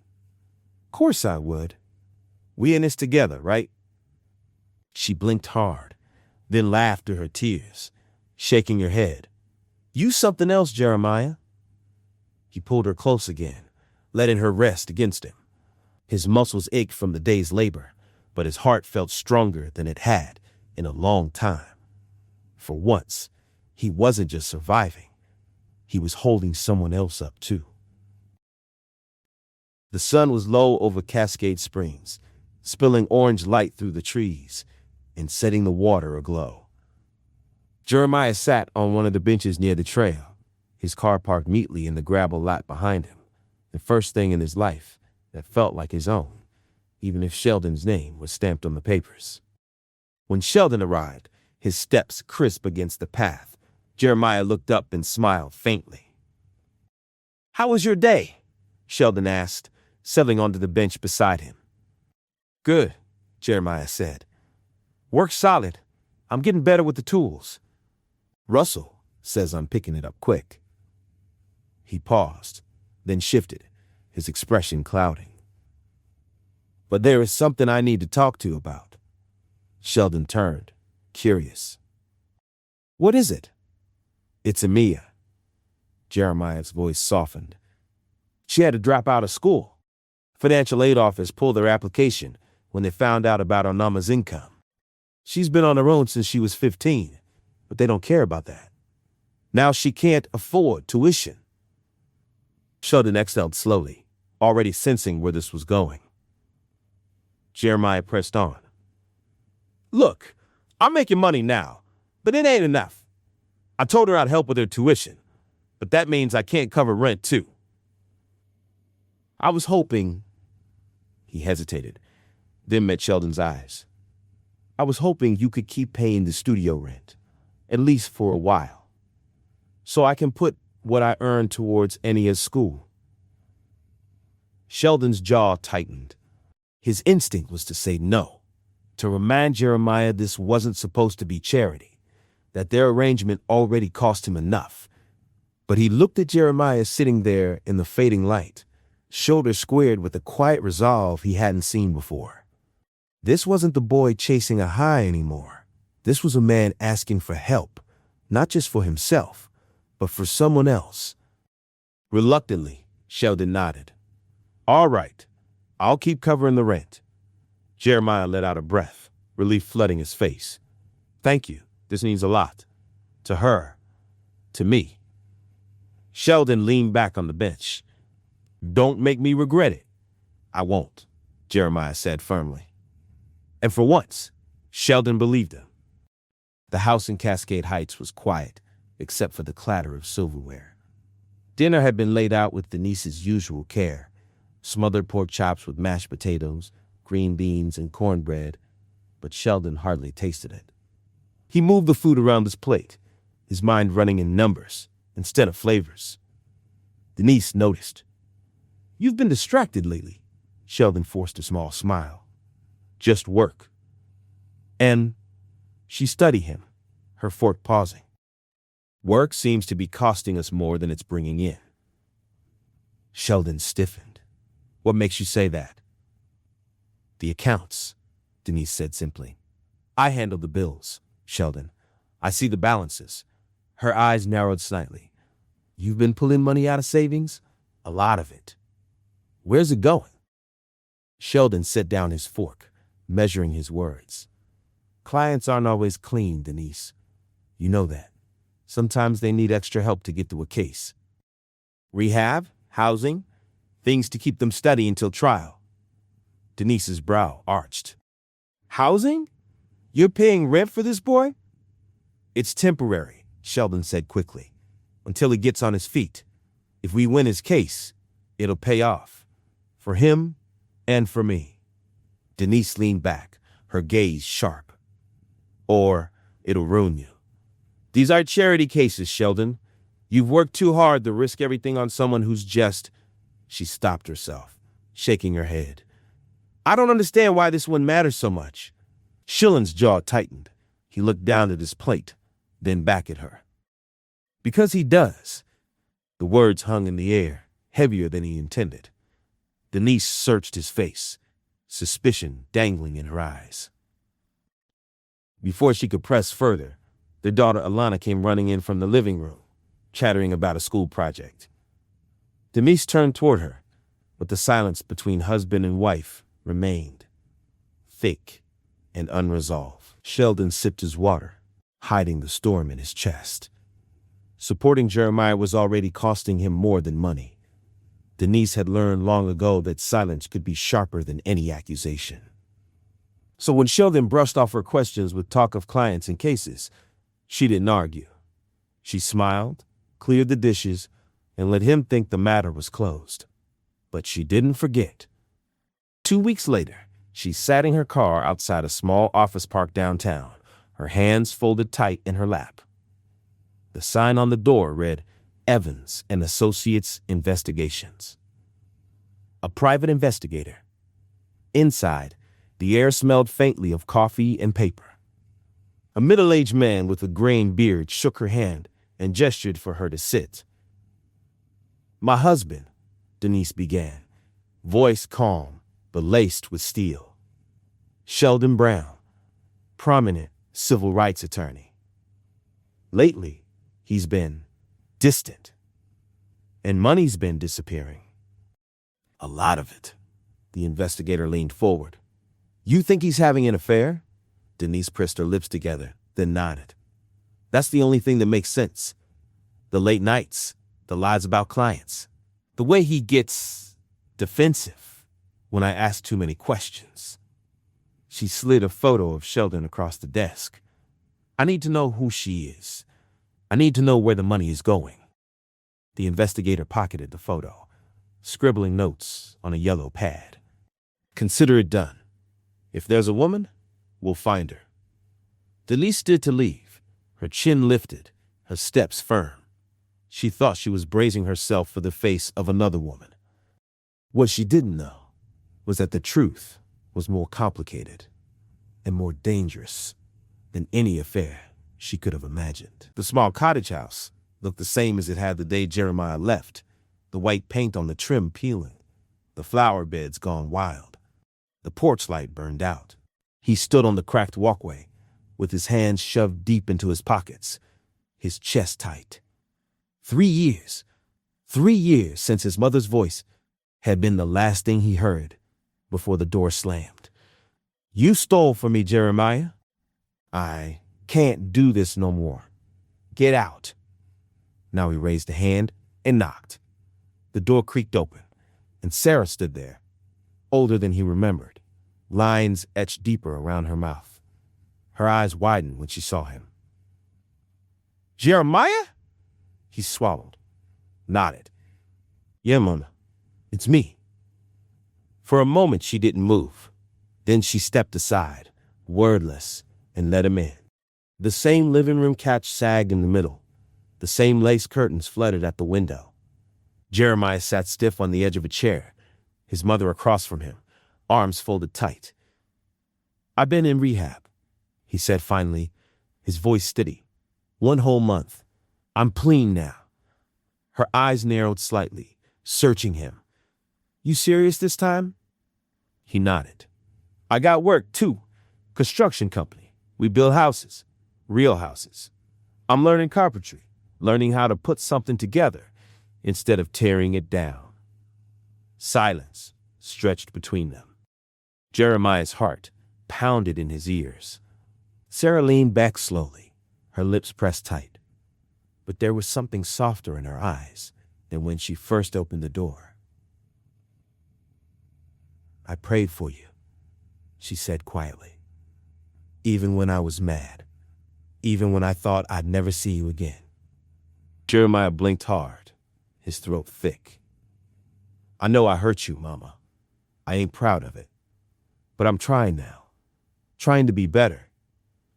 Her arms unfolded at last.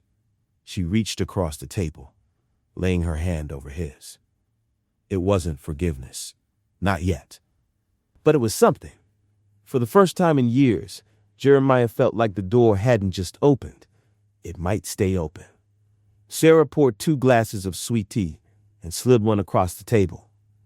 Plain or not, Jeremiah, you got a lot to prove. To me? To yourself. Jeremiah nodded, bracing himself.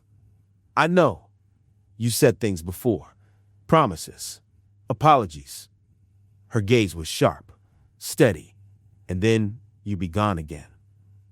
But I see something different this time. Your eyes don't look lost the way they used to. Jeremiah shifted, feeling both pride and shame knot in his chest. Rehab wasn't easy. I thought about quitting 100 times, but I made it through. Sarah sipped her tea, her hand trembling just a little. You want a second chance with me, you don't get it for free. You earn it by showing up, by keeping clean, by building something that lasts. I'm trying, Mama. I got a job now. Building houses. I can show you. She raised a hand. I don't need to see no blueprints, Jeremiah. I need to see consistency. You show me 6 months clean, a steady check, and a life you ain't ashamed of, then maybe we'll talk about you sitting at my table on Sunday dinners again. Her words stung, but they also steadied him. Tough love, sharp as ever, but with the smallest glimmer of hope at the edges. Jeremiah swallowed hard and nodded. I'll show you. I will. Sarah's face softened just enough for him to believe her when she said, I hope so, baby. I really do. Sarah walked Jeremiah to the door, the porch light flickering above them. Before he stepped off the stoop, she touched his arm. I'm glad you came back, she said. Glad you're clean. But, Jeremiah, she hesitated, searching his face, her voice soft but firm. Rehab's good, work's good, but it ain't enough. Not on its own, Jeremiah frowned. What you mean? Her eyes glistened with conviction. You need God if you don't stay on the straight path. That's the only way. He's the one who'll keep you steady when everything else slips. Jeremiah shifted, his throat tight. Memories of church pews, the deacon's heavy hand, his mama calling him a liar. They all pressed in at once. He wanted to tell her faith was where it all broke for him. But looking into her eyes, so full of certainty, he couldn't bring himself to say it. He only nodded. I hear you, Mama. Sarah gave his arm a squeeze. Don't just hear me. Think on it. Pray on it. As he walked down the cracked path toward his car, Jeremiah knew this was only the beginning. Sarah's faith was unwavering, and sooner or later, he'd have to face it and decide what it meant for him. Steam clouded the bathroom near, water drumming steady against the tile. Sheldon pressed Jeremiah against the shower wall, their mouths locked in a hungry kiss. Jeremiah's hands curled around Sheldon's shoulders, his skin slick and hot beneath the spray. For a moment, the world outside didn't exist, just the rush of water, the press of bodies, the illusion that this was real, lasting, theirs. But Jeremiah broke the kiss, his breath ragged. How's everything at home? Sheldon smoothed a hand down Jeremiah's chest, his voice low. Good. Denise doesn't suspect anything. Jeremiah closed his eyes, leaning his head back against the tile. I'm starting to feel guilty. Sheldon caught his chin, forcing him to meet his gaze.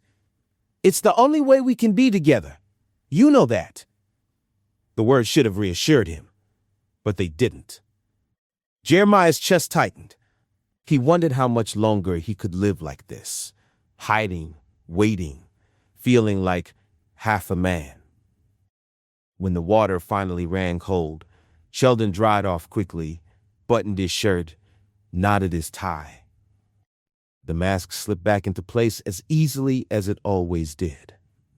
I'll call you, he said, slipping money onto the dresser like punctuation. Then he stepped out into the night. What neither of them knew was that, across the street, parked in the shadows, a man sat with a long-lens camera. The shutter clicked quietly, capturing Sheldon's figure leaving the studio, collar still damp, his silhouette unmistakable. The private investigator had his proof. Denise sat in the back booth of a quiet diner, her hands wrapped around a cup of untouched coffee. Across from her, The private investigator slid a manila envelope across the table. "You might want to brace yourself," he said. Denise opened the flap and pulled out the photos. Each one was sharp, unmistakable. Sheldon in his tailored suit, stepping out of a studio apartment, his shirt collar damp, his tie hastily knotted. Her chest tightened, but her voice stayed steady. "Where is this?" "Small complex downtown," the investigator said. "Units rented under a Jeremiah Cole, 23 years old." Denise's brow furrowed. "Jeremiah," he nodded. "But he's not the only one living there." He flipped another page in his notebook. "There's also a girl, 19, Ania Johnson." The name hit her like a stone. "Jeremiah," she repeated. "That's the client, the one suing the police force. Sheldon said he was unstable, that he needed rehab to look good in front of a judge." The investigator leaned forward, his tone matter of fact. "Jeremiah's not a client. No case, no lawsuit, no trial. I checked the court records myself. Nothing. Whatever your husband's been telling you, it isn't the truth." Denise's hand tightened around the coffee mug. Slowly, the pieces locked into place. The missing money, the long nights, the excuses about clients and cases. She looked down at the photographs again, her jaw tightening. So he used Jeremiah as a cover story? And that girl, Ania, he's having an affair with her? The investigator didn't answer. He didn't need to. Denise slid the photos back into the envelope, her face a mask of calm over the storm boiling inside. "Thank you. That'll be all." When the investigator left, she sat alone with the envelope in her hands. Her suspicions had been right all along. Sheldon wasn't just hiding money. He was hiding an affair. And now she knew exactly who he was having it with. A gravel road opened under oaks, dust lifting behind them. They rolled past a weathered barn and a white rail fence, the smell of sun-warmed hay and leather slipping through the open windows. Somewhere close, a horse blew out of breath, like a low trumpet. Sheldon slowed to a crawl, tires crunching over gravel, and pulled into a small lot tucked against a row of pine trees. Sheldon eased past the white rail fence into a small lot, half pickups, half family sedans, and cut the engine. With that shy, proud smile he got when he planned something right. Jeremiah didn't realize it was an actual plan until the pasture came into view. 2 horses watching from the fence. "You serious?" he laughed once. "You brought me way out here in the boondock to ride a horse?" "Trail horses," Sheldon said. "They clock more therapy than half the city." Inside the barn, high roof, light laced through slats, dust floating like somebody shook glitter. Tasha in the ball cap met them with 2 helmets and a Yorin good hands grin. "Y'all ever ridden?" "More than a few times," Sheldon said. "Been a minute, though." Jeremiah shook his head. "I'm a city boy. We got liners for under the helmet," Tasha said, already pulling them. "You'll be fine." They met the horses. Booker, thick-necked and steady. Olive, kind-eyed and nosy. Tasha went over reins and stirrups. Jeremiah's first mount looked like a baby deer learning gravity. "Relax your hips," Tasha coached. "They got 4 legs and a brain. Your job is to breathe."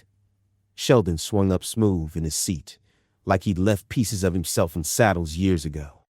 From the saddle, he checked Jeremiah's girth, the way you check a baby's car seat. Competent, careful. "Heels down," he murmured, hands soft. "Let her walk you." They started behind Tasha, the trail, a ribbon of red play and pine needles. Cicadas sawed the afternoon. A creek flashed right, full from last night's rain. "Eyes up," Sheldon called, falling into step beside him. "Horses feel what you feel." Jeremiah loosened his hands. Olive's ears flipped back, like she approved. Okay, he breathed. I get it. They passed a family coming the other way. 2 little girls in sparkly helmets. A dad grinning wide. Everyone traded their quick southern hellos. A deer burst from the brush, whitetail flagging. Olive thought about spooking and decided against it. At the creek crossing, Tasha turned in her saddle. Loop splits up yonder. Y'all can take the long, shady stretch if you want your own space. Meet back at the trailhead lot in 4-5. Sheldon's yes was a look to Jeremiah, offering the choice, not assuming it. Yeah, Jeremiah said. We'll take the shade. They followed the side loop under poplar and oak till the world went cool. The air was 10 degrees kinder here. Olive drank, Booker breathing steady, unbothered by the job. Sheldon swung down first and tied Booker's reins to a low branch, then reached for Olive with the rider's quiet hands. Hand down, he said to Jeremiah. Steady. Toe out. I gotcha. Jeremiah slid to the ground, that new muscle wobble in his thighs, laughing under his breath. I'm gonna feel this tomorrow. You gonna like feeling it, Sheldon said, and it sounded like a promise about more than saddle muscles. In the heart of the forest, Sheldon led Jeremiah off the well-trodden horse trail, seeking a secluded haven.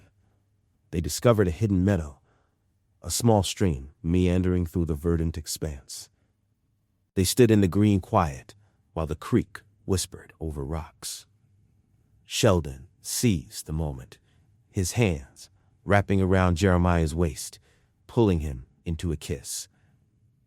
Tell me what you want, he said, voice gone low, like a prayer he'd learned quiet. Jeremiah touched the heat at Sheldon's throat, the steady pulse. You, he said simply. Here, like we ain't hiding. His fingers began to unbutton Jeremiah's pants, but Jeremiah hesitated, pulling away. Sheldon, not here, he whispered, his voice laced with concern. Why not? Sheldon murmured against his lips, his breath warm and inviting. No one can see us. Jeremiah's resolve wavered, and he surrendered to the moment, his lips meeting Sheldon's once more. Clothes fell to the forest floor, discarded and forgotten. Sheldon took both of their hardened lengths in his hands, stroking them in unison, eliciting a deep moan from Jeremiah. Feels so good, Jeremiah murmured, his voice a mix of pleasure and surrender. Sheldon released his grip, his hands cupping Jeremiah's cheeks, drawing him into a deep, passionate kiss.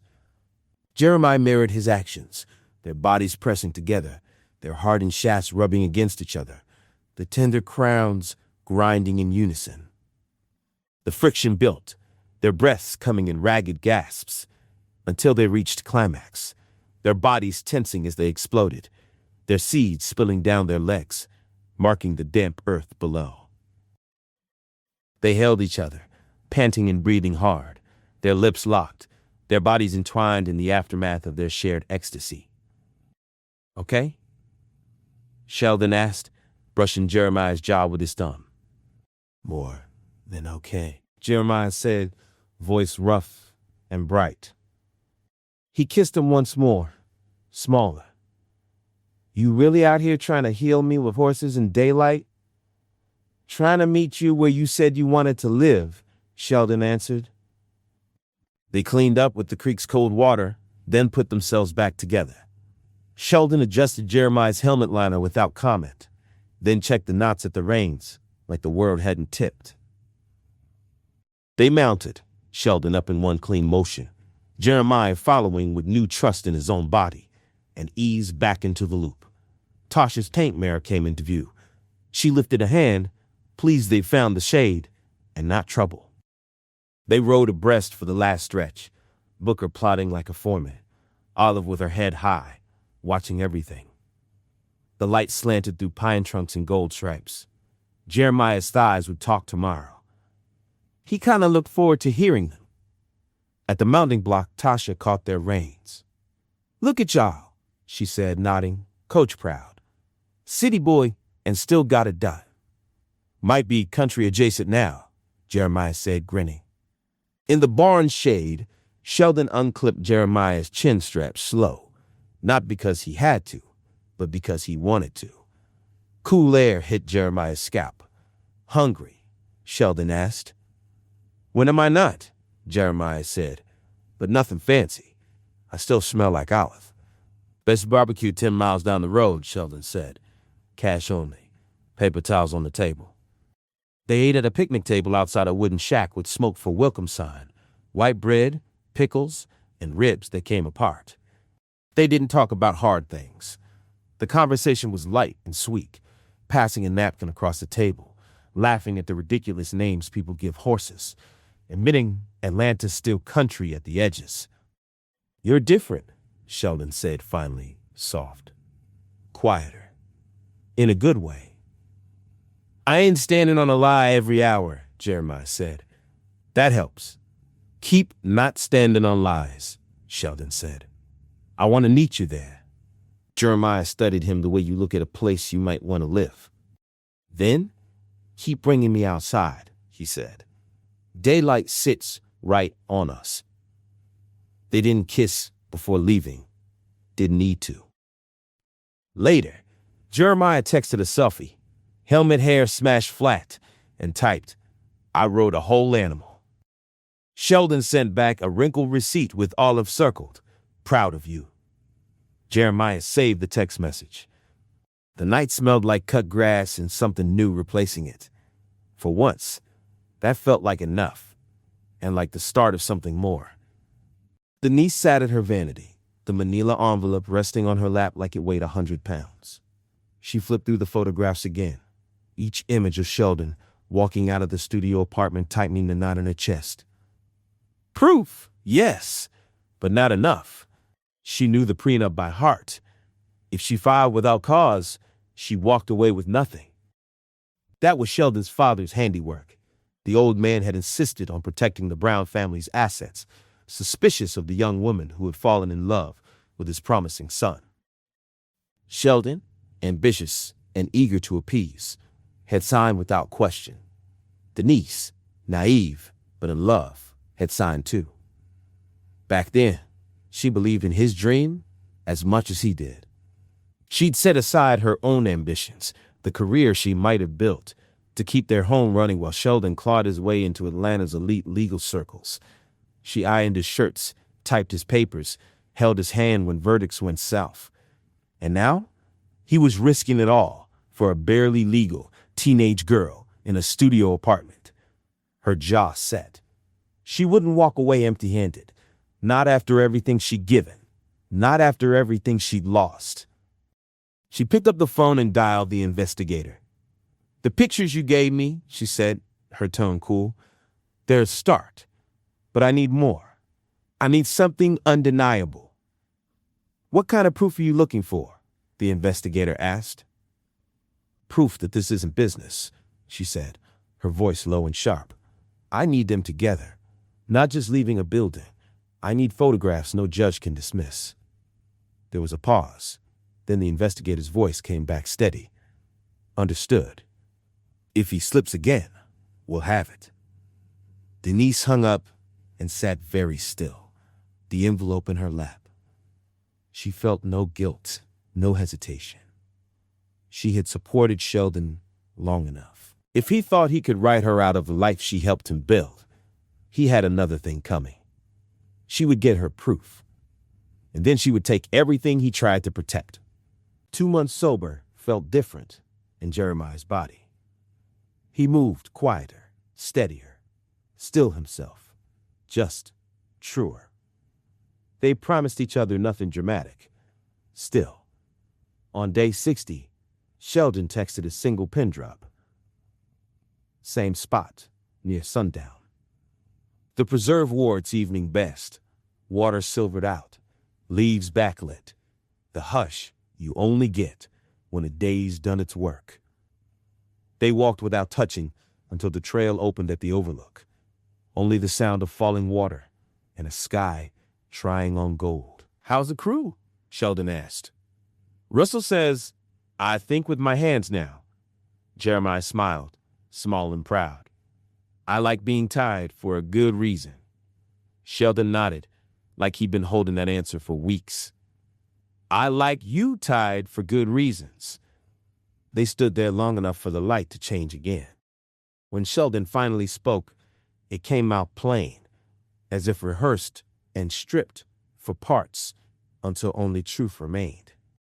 I keep trying to name this something I can live with, he said. Convenience, escape, phase. Every word dies in my mouth. He exhaled, looking at the water, not at Jeremiah. I love you. Jeremiah didn't move, didn't blink. The words felt like a prayer answered. You don't have to say it back, Sheldon went on, almost wry. In fact, maybe you shouldn't. I'm married. I'm a father. A coward some days, a fool on others. But I need you to know what thing has been running my days. Jeremiah swallowed. Say it again, he said, voice low. I love you, Sheldon said, softer now, in the way that makes me want better for you than a studio apartment. In the way that makes me choose a horse trail over a bed, because I don't want you to look back and think all we ever did was hide. Then stop hiding. For an hour at a time, I can, Sheldon said. For a life, I don't know yet. I'm trying. I don't expect you to wait forever. I don't deserve it. But I'm asking for today. Jeremiah turned to him at last. Then be here today, he said. No lies, no client talk, no money on the dresser. Just stand next to me and say it like you need it. And Sheldon did, once more, close to Jeremiah's ear, where the water almost stole it. But Jeremiah didn't say it back, not then. He tucked the words away for safekeeping, until his heart could trust them completely. When they parted, there was no kiss, only a look that said they had crossed a line they could not uncross, and for once, it was a line toward light. Denise sat rigid in the low-lit office, the manila envelope with the photo spread open on the desk between them, like an accusation. The investigator, a man with patient eyes and a slow, careful manner, watched her as if he could measure the next move on her face. I want to do it myself, Denise said finally, voice tight. I want to confront her. I want her to confess. I want it on record. The investigator folded his hands. You want to wear a body mic? He said, blunt but devoid of judgment. Get her to speak on tape. Get the truth in our own voice. He paused, weighing the request. It's possible. We can arrange a controlled setup. I'll supply a device, monitor from a distance, make sure you've got a way out if things go wrong. Good. Set up for me. Make it look casual. I'll get her to talk. He nodded. You let her speak. You don't bait her. If she incriminates either one of them, you have something the court can't ignore. Denise set her hands on the photos and looked up. I don't want him in my life anymore. I gave up my dreams for him. I'm not going to leave with nothing because he's living a lie. Her fingers curled. I'll do whatever it takes. The investigator's eyes glanced at her hands, at the coldness that had settled in them. He had a professional obligation to the law and an instinct for human danger. There's one more thing, he said slowly. You said you wanted to be ready for anything. If by that you mean you plan to bring a weapon, Denise's face went stone. I will bring it, she said. I'm not taking any risks. The investigator's response was immediate and clipped. I won't be part of any operation where a client brings a firearm. I can't, legally or ethically, put myself on the line in that scenario. If you bring a gun, I'll withdraw from this case. I'm telling you that now. Denise's lips parted, anger and resolve mixing in an expression so quiet it was almost a threat. Then you either set the wire and you follow through, or you don't, If you won't help me, I'll find someone who will. He watched her a minute, the office clock ticking somewhere in the background. Finally, with a slow, weary nod, he reached for a pad and began to talk logistics, not how to hide a device, not how to carry a weapon, but when the contact would arrive, how he'd place a tail car at a discreet distance, what he could legally record, and how he'd document everything so a judge would accept it. Denise listened, but didn't relax. She had made a decision she could not unsay. The private investigator set the terms: professional, restrained, pragmatic, and then warned her again about the risks in measured tones. She left his office with the photos folded back into the envelope and a clenched jaw, already mapping the rest in her head. Outside, the evening felt cooler than it had the day before. Denise walked to her car without looking back. The envelope pressed sharp against her palms. She thought of the years she'd poured into a man who couldn't stay true, all the Sundays he was busy, and the proof that would set her free. She had a plan. She had a wire. And she made her decision about the gun. She would carry it, because there were things the world had taught her to protect herself from. The investigator's last words, a warning more than a counsel, chased her as she started the engine. "Don't let anger make the choices for you," he had said. "If you want a victory, make sure it's a lawful one." Denise drove away into the dusk, the envelope on the passenger seat, like a secret she now intended to turn into evidence. The hunt had begun. The scent of cut lumber and fresh plaster hung thick in the air. Sunlight pouring through the open frame of the house. Jeremiah knelt beside a set of floor joists, his chisel steady in his hands. Each strike of the mallet rang clean, sharp, carving out the joint the way Russell had taught him. This was it. This was what he lived for. The sweat on his back, the ache in his arms, the sound of something solid being built from the ground up. No smoke, no shadows, no lies, just wood and nails and progress he could point to. For the first time in years, he felt whole. When he straightened, wiping his brow, he caught himself smiling. There was nowhere else in the world he'd rather be, except with Sheldon. Or with Ania. Strange as it was, they had become his family. Not the one he was born into, not the one he lost, but the one he cobbled together out of survival and second chances. Sheldon, with his complicated rules and restless hunger. Ania, with her sharp tongue and quiet loyalty. Together, they were his anchor. He didn't know, couldn't know, what storm was gathering outside the frame of his new life. The truth Denise was hunting, the trap she was setting. For now, Jeremiah only saw the house taking shape, and in its bones, he imagined his own future rising with it. Denise stood in front of her full-length mirror, fastening the delicate chain of her necklace. To anyone looking, she was just another woman, preparing for an afternoon errand. Hair brushed into a soft wave, blouse neatly pressed, purse on her shoulder. Only she knew the weight of what rested inside her bag.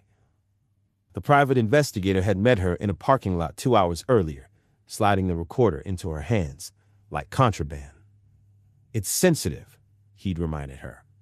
"You press here to activate. Keep your movements natural. And remember, if she pushes back, don't escalate. Let her speak." Denise had nodded, stone-faced. She wasn't nervous. Not anymore. She was determined. She pulled up to the studio complex, her heart steady as she killed the engine. From the outside, the building looked ordinary. Tired brick, paint peeling near the gutters. But Denise's whole marriage teetered on what happened inside those walls. The investigator's car was parked discreetly across the street. He gave her a nod as she stepped out, a silent reminder that he was listening. Denise climbed the stairs, her heels sharp against the concrete. She paused at the door, adjusted her blouse, and knocked. The shuffle of feet inside, a lock turning.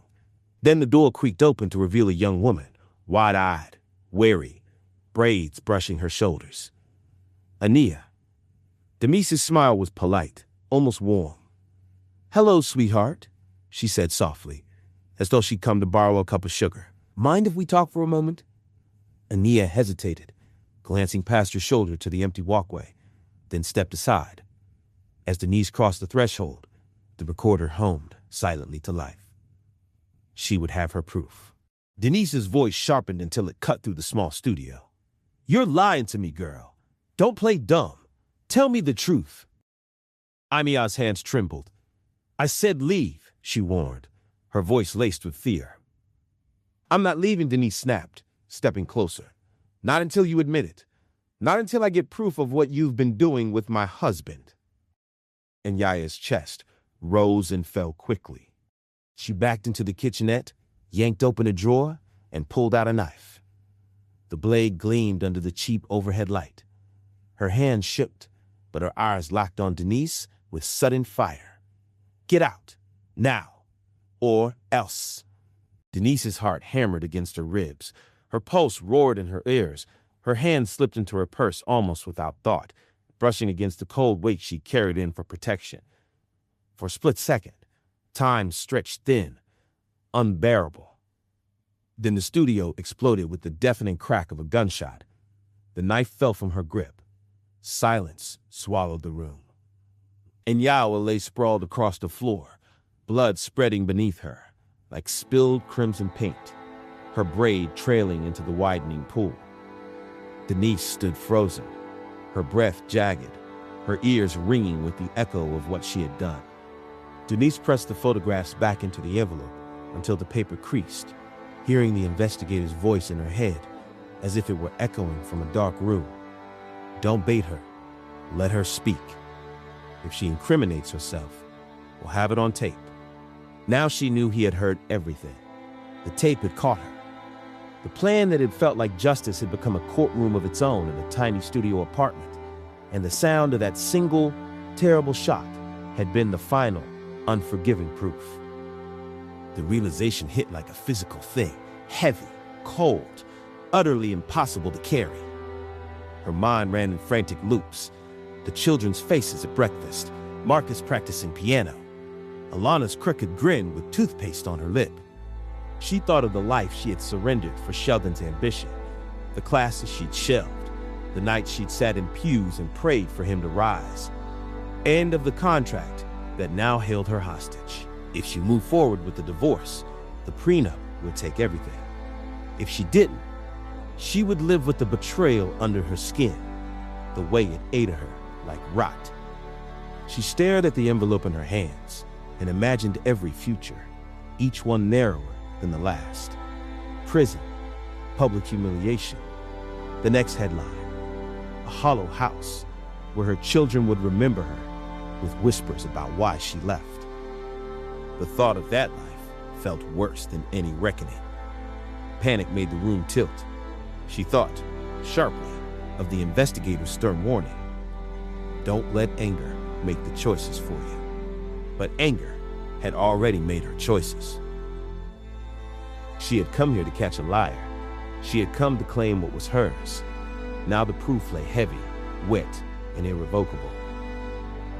She thought of Marcus and Alana again, and for one bright, awful moment she imagined them taken care of, whispered about, perhaps easier in other hands than in hers, behind bars. The calculation was quick, brutal. It felt like a final answer to a life suffocating under ruin. She moved without ceremony. The world narrowed to a thread of certainty that there would be no trial, no waiting rooms, or headlines, or the suffocating pretense of normal. In the span between a thought and a step, the room closed to a single point. Somewhere outside, the investigator's car idled. He had heard a muffled sound at first, a thud, perhaps, or the whisper of something giving way, and then silence that rang louder than any word. He moved toward the door, the recorder still in his hands. When he reached the studio, the door was ajar. Shouldered it open, and the whole world seemed to tilt into a frame of confusion. Denise collapsed. A hush over her face that could not be called sleep. The envelope spilled open beside her, the recorder in his hand, clicking to a stop, as if exhaling. He dropped to his knees, shaking her shoulder. "Mrs. Brown?" he said, voice small. She didn't answer. He checked for a pulse, and then, hands clumsy with panic, reached for his phone. His call to 911 felt like a shout into a canyon. Sirens cut across the neighborhood minutes later, red lights flashing. Paramedics moved with practiced urgency, a cluster of voices and gloved hands. The investigator stepped back under the weak light of the stairwell, stomach hollow, throat tight. He could hear the recorder's faint hum still captured in his mind, the confession of a room, the sound of a shot, and then Denise's last, awful decision. The studio filled with voices, neighbors, then officers, then the distant, numbing directives of people who knew how to hold disaster within a chain of procedure. Someone covered Denise with a sheet. Someone else held the envelope, like an accusation. Later, when the noise had shifted to neat boxes of evidence and the street emptied of lights and feet, the investigator sat on the curb and realized, with a stunned clarity, that his life had become a folder in a terrible case file. Out in the quiet, a pair of children would still be waiting for a mother who would never come home. The chase for truth had produced ruin instead, and the investigators and officers would sort fact from motive long after Denise's last breath was cataloged. The street was crowded when Jeremiah pulled up in his car. Red and blue lights flashed against the brick walls of the complex, painting the evening in restless color. A small crowd of neighbors huddled near the stairwell, whispering in low, anxious voices. Jeremiah frowned, heart skipping. He parked crooked, barely killed the engine, and pushed through. The closer he got, the clearer it became. Police tape stretched across the stairwell he knew by heart. Officers moved briskly up and down, their radios crackling. A paramedic wheeled an empty stretcher toward an ambulance. Jeremiah froze. His chest tightened. "What happened?" he asked a woman on the sidewalk, her arms crossed tight around herself. "Some kind of shooting," she said, shaking her head. "Happened upstairs, 3rd floor, that little studio." Jeremiah's stomach dropped. The world tilted. "My studio."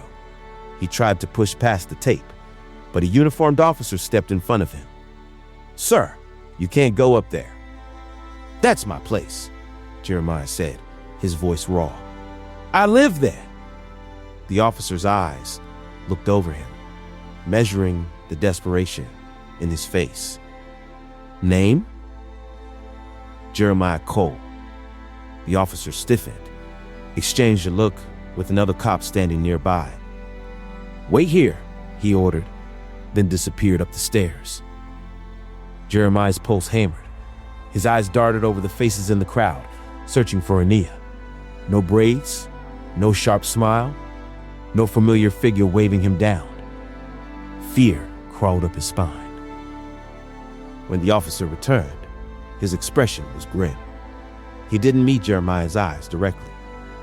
"We'll need to ask you some questions." Jeremiah felt the ground tilt under him. His studio, his safe place, was now a crime scene.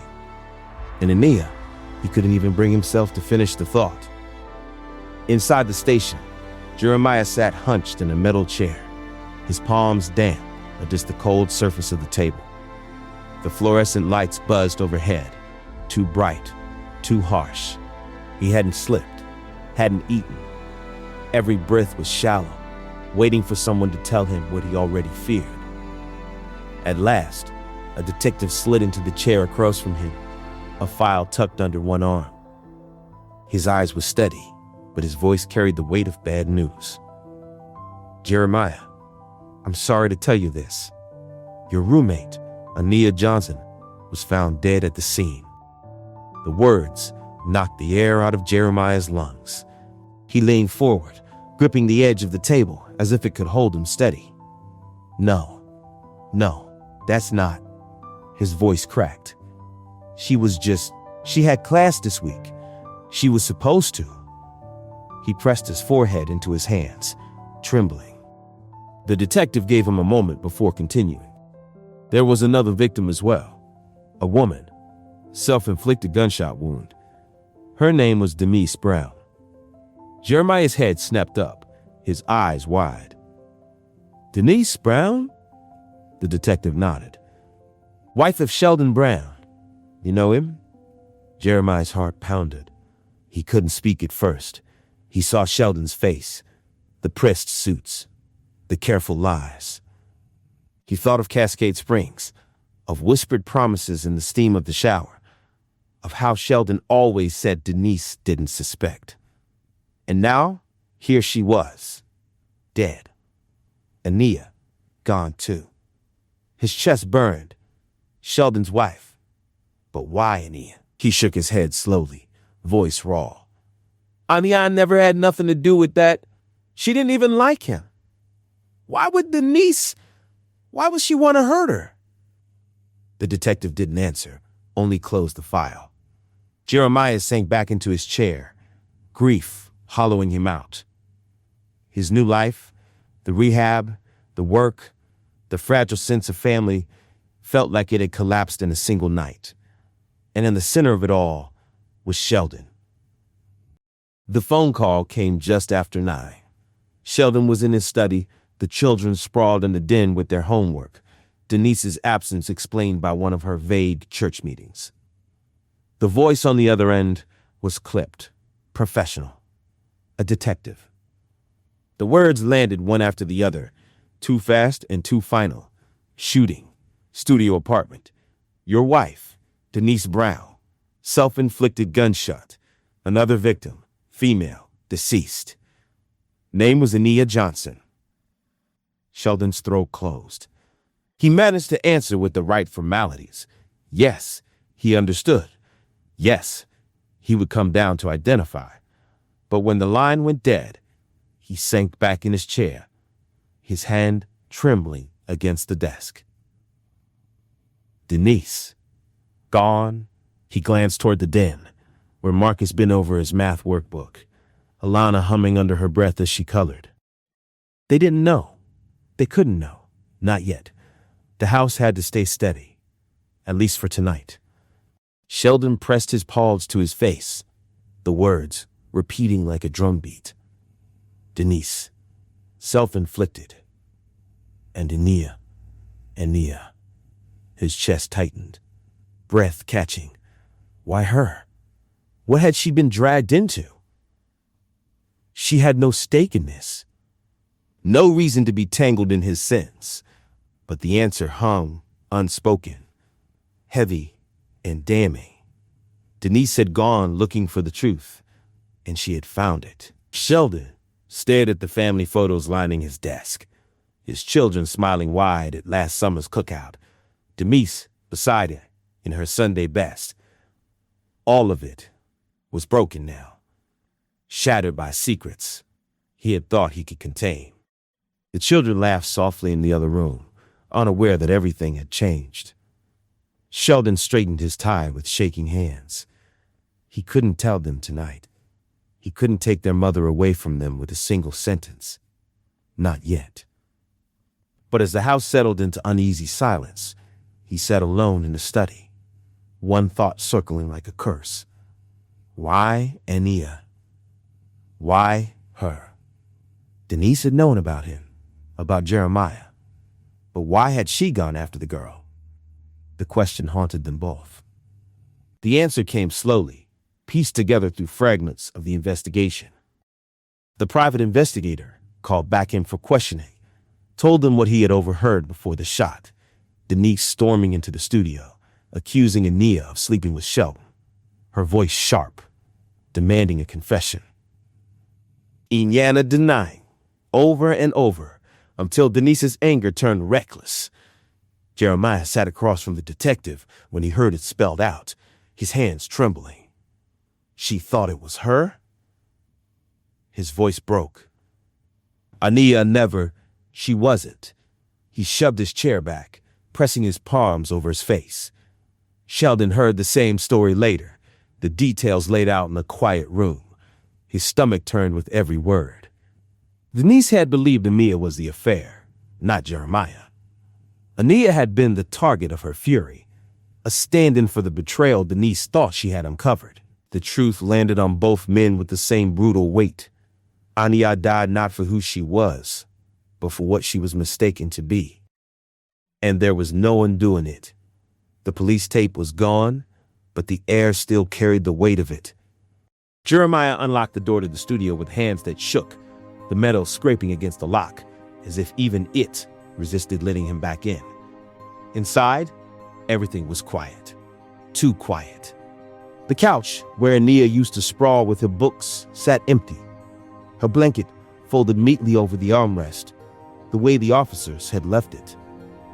The kitchenette counters gleamed unnaturally clean, stripped of her coffee mugs, her half-finished cereal boxes. It was as if someone had tried to erase her, but the room still whispered her name. Jeremiah dropped his keys on the table and sank into the silence. His eyes fell to the corner where her laughter used to fill the space, to the chair where she teased him about being a sugar baby, to the pillow where her braids had left faint imprints. He buried his face in his hands. Guilt clawed up his throat. If he hadn't let Sheldon into his life, if he hadn't asked for the studio, if he hadn't invited Ania to live with him, she would still be here. But she wasn't.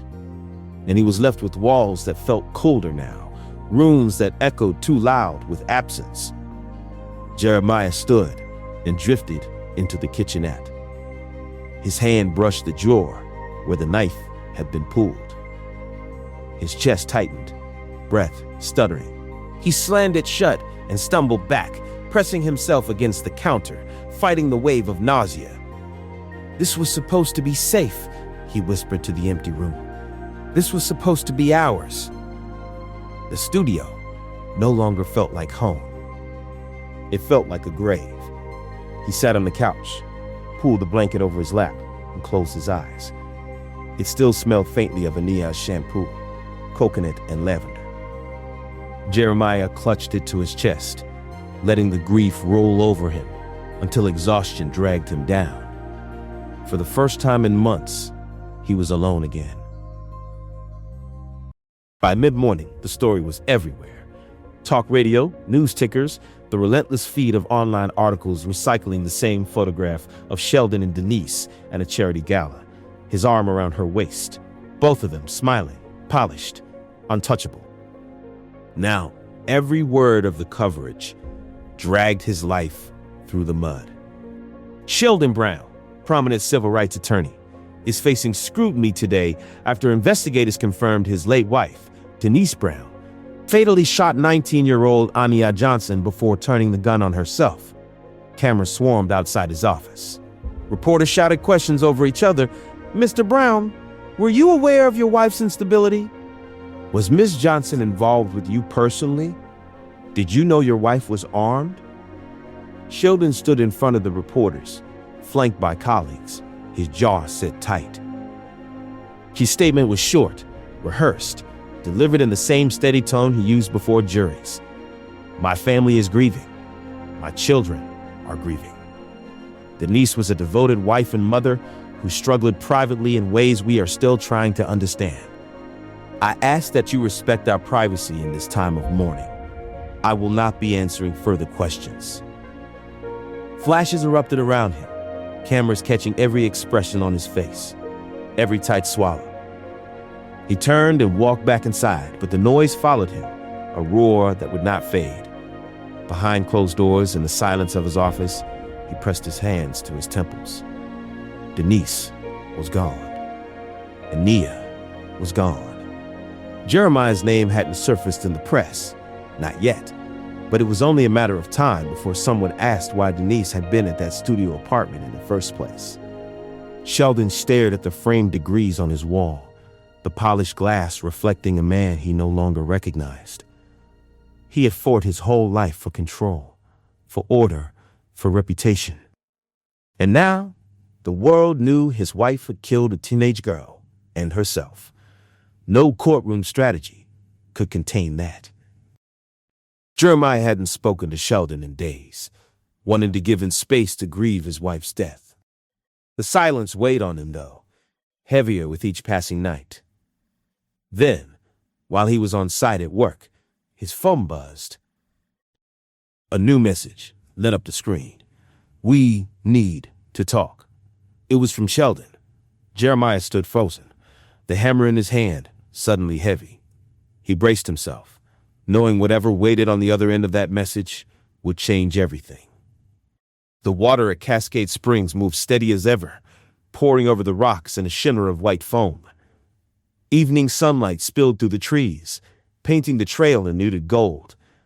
For Jeremiah, it felt almost cruel that the place still looked beautiful, untouched, when everything inside him was breaking. Sheldon was already there, sitting on the bench where they'd once shared quieter secrets. His shoulders slumped, suit jacket folded beside him, tie loosened as if he couldn't bear the usual precision anymore. Jeremiah sat down beside him, eyes on the water. For a long moment, neither spoke. Finally, Jeremiah broke the silence. "How you holding up?" Sheldon exhaled through his nose, his hands laced tight in his lap. "The kids," he shook his head. "They're taking it pretty hard. I haven't told them everything, just that their mama was sick and couldn't fight anymore. But they feel it. They feel the hole." Jeremiah nodded, his throat thick. "I keep thinking about her and Ania. What happened that night?" He swallowed hard. "It's all my fault. If I hadn't asked you for more, if I hadn't gotten involved with a married man, none of this would have happened.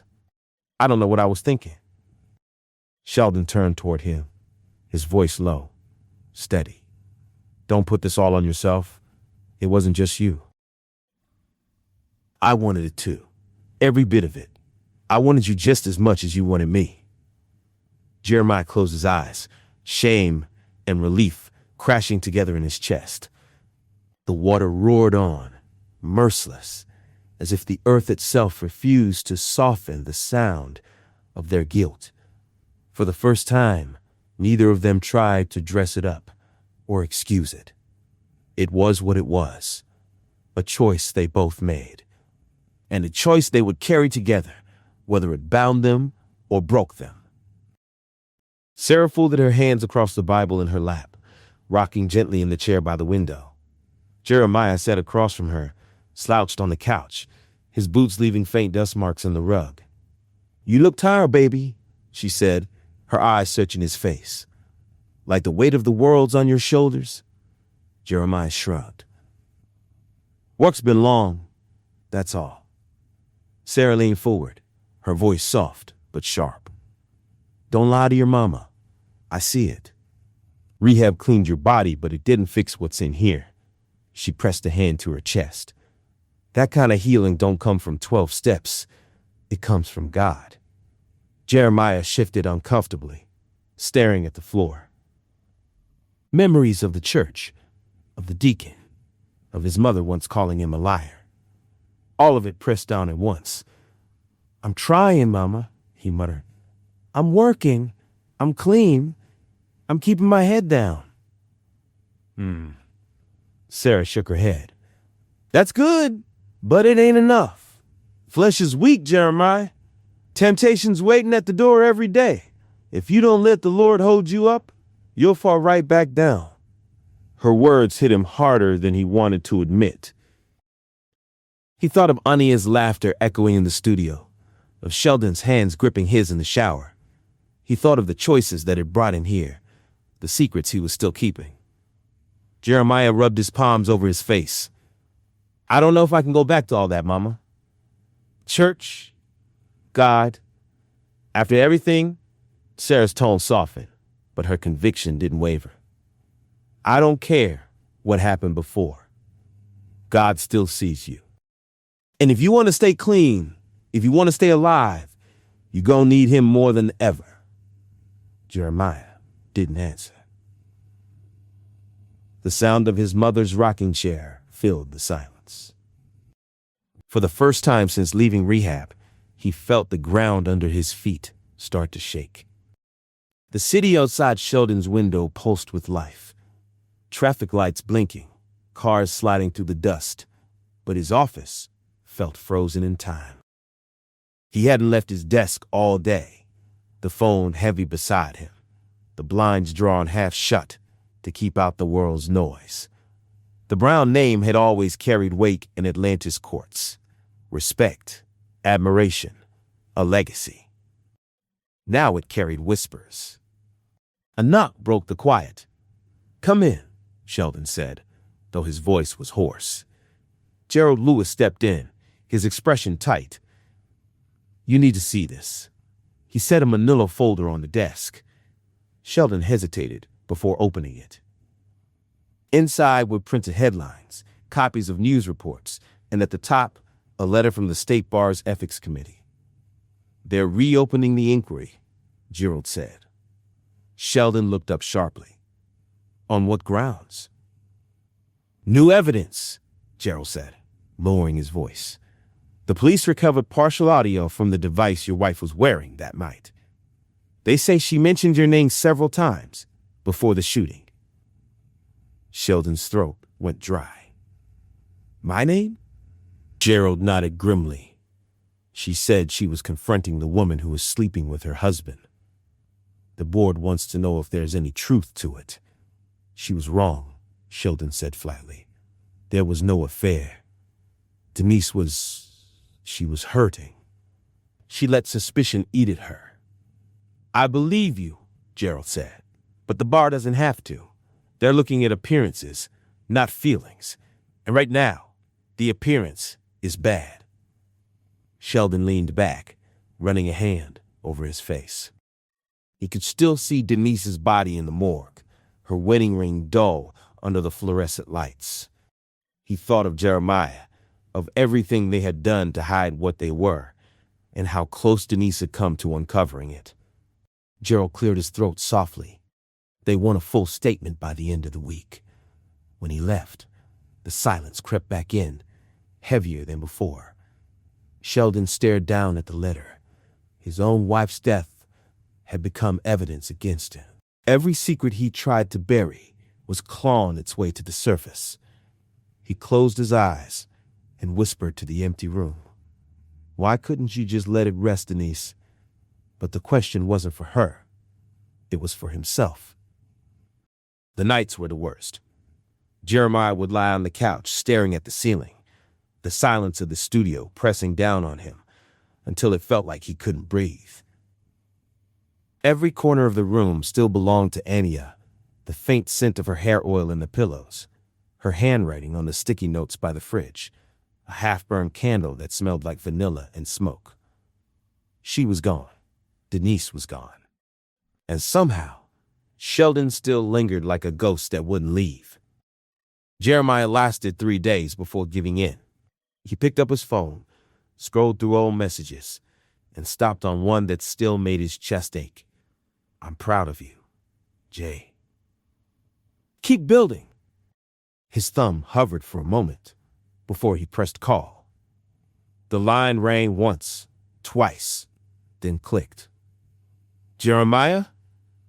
Sheldon's voice was quiet, weary. "I need to see you," Jeremiah said, the words tumbling out. "Just for a minute, please. Can you come to the studio?" There was a long silence. When Sheldon finally spoke, his tone was careful. "You sure that's a good idea?" Jeremiah swallowed hard. "I just need to talk." Another pause. Then, "All right, I'll come." An hour later, Sheldon stood at the door. He looked older, the sharp edges of his confidence dulled.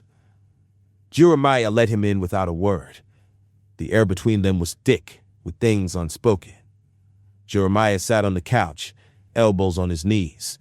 I miss you, he said quietly. I know that sounds selfish, but I can't stop thinking about you. About all of it. Sheldon's gaze drifted to the floor.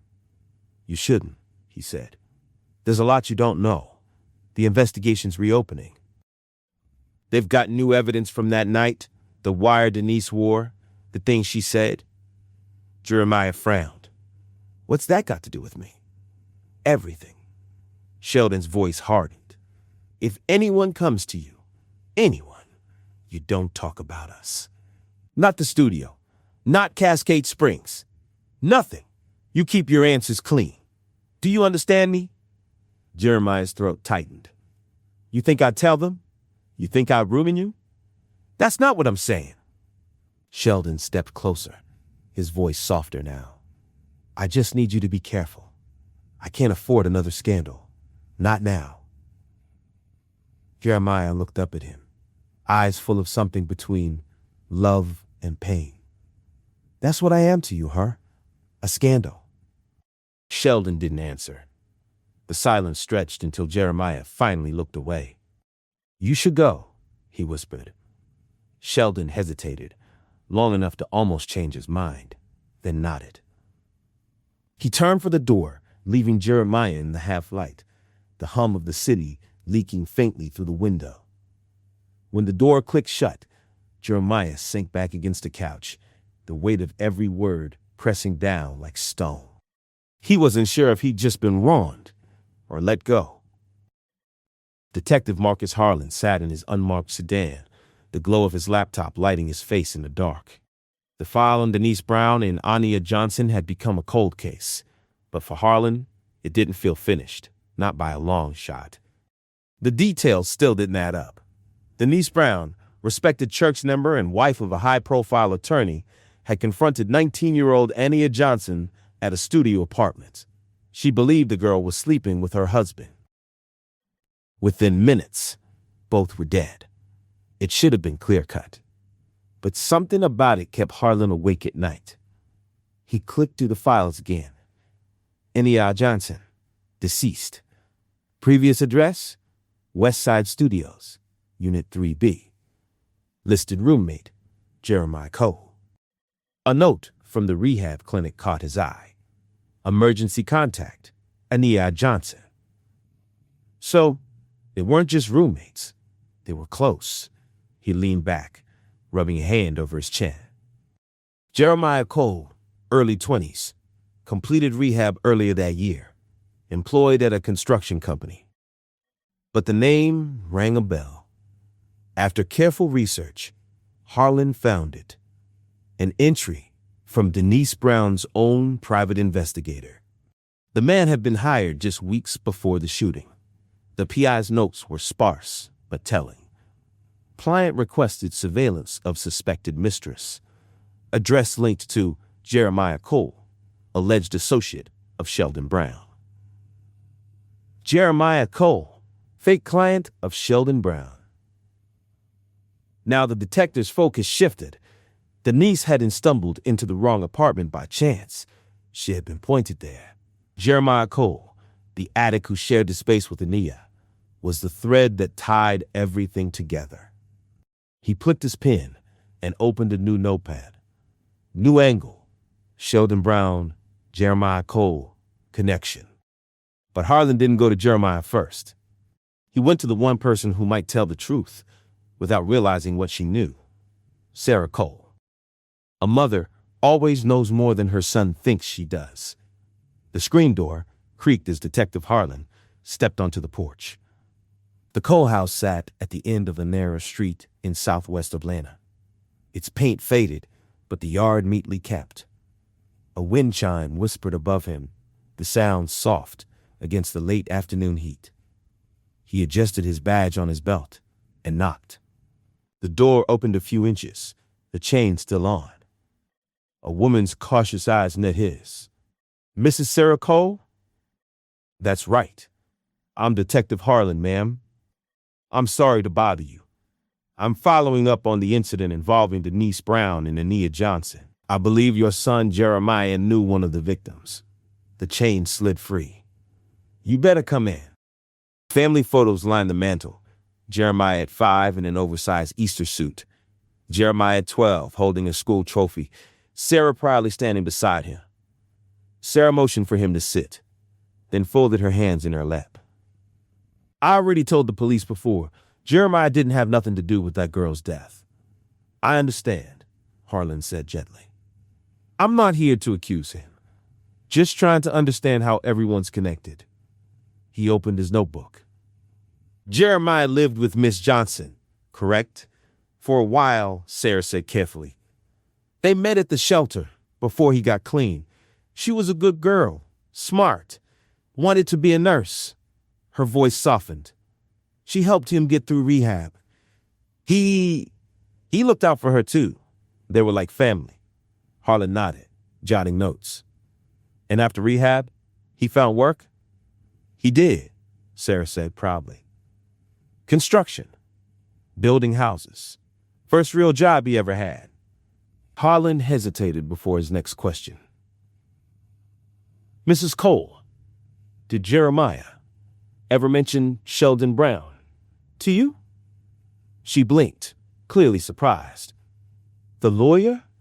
The one whose wife? Her words trailed off. No. Why? Harlan kept his tone neutral. We have reason to believe Mr. Brown may have known both Jeremiah and Miss Johnson, possibly even helped your son after rehab. Sarah frowned, the lines around her mouth tightening. Helped him how? That's what I'm trying to determine.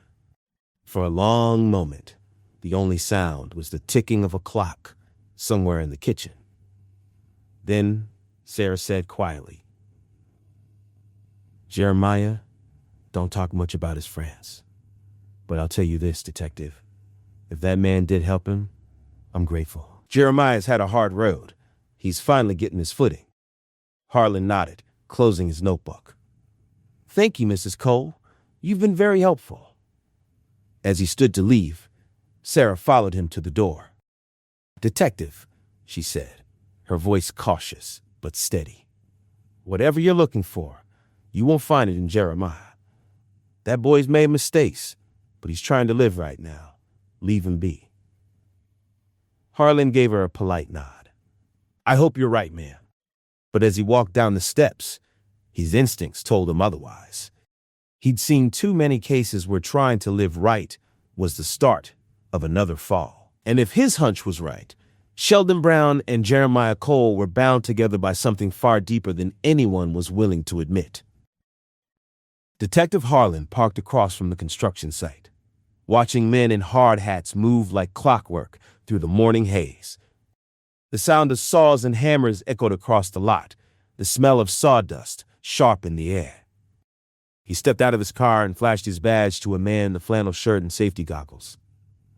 Morning, Harlan said. Detective Harlan, APD. I'm looking for Jeremiah Cole. The man frowned, removing his goggles. He's not in today. Took the day off. You his supervisor? Russell Gaines, the man said, wary. What's this about? Harlan slipped a business card from his pocket. Just routine questioning. Following up on the Denise Brown case. I understand Jeremiah knew one of the victims. Russell's brow furrowed. Yeah, he knew her. Worked hard to pull himself together after that mess. Hasn't been the same since. Harlan nodded. If he stops by, tell him I'd like to talk. Russell took the card, but didn't promise anything. I'll let him know. When the detective walked away, Russell stood there a long moment, watching the car disappear down the street. Then he pulled out his phone. Jeremiah's phone buzzed on the table beside his half-eaten breakfast. He didn't recognize the number at first, but answered anyway. Yeah?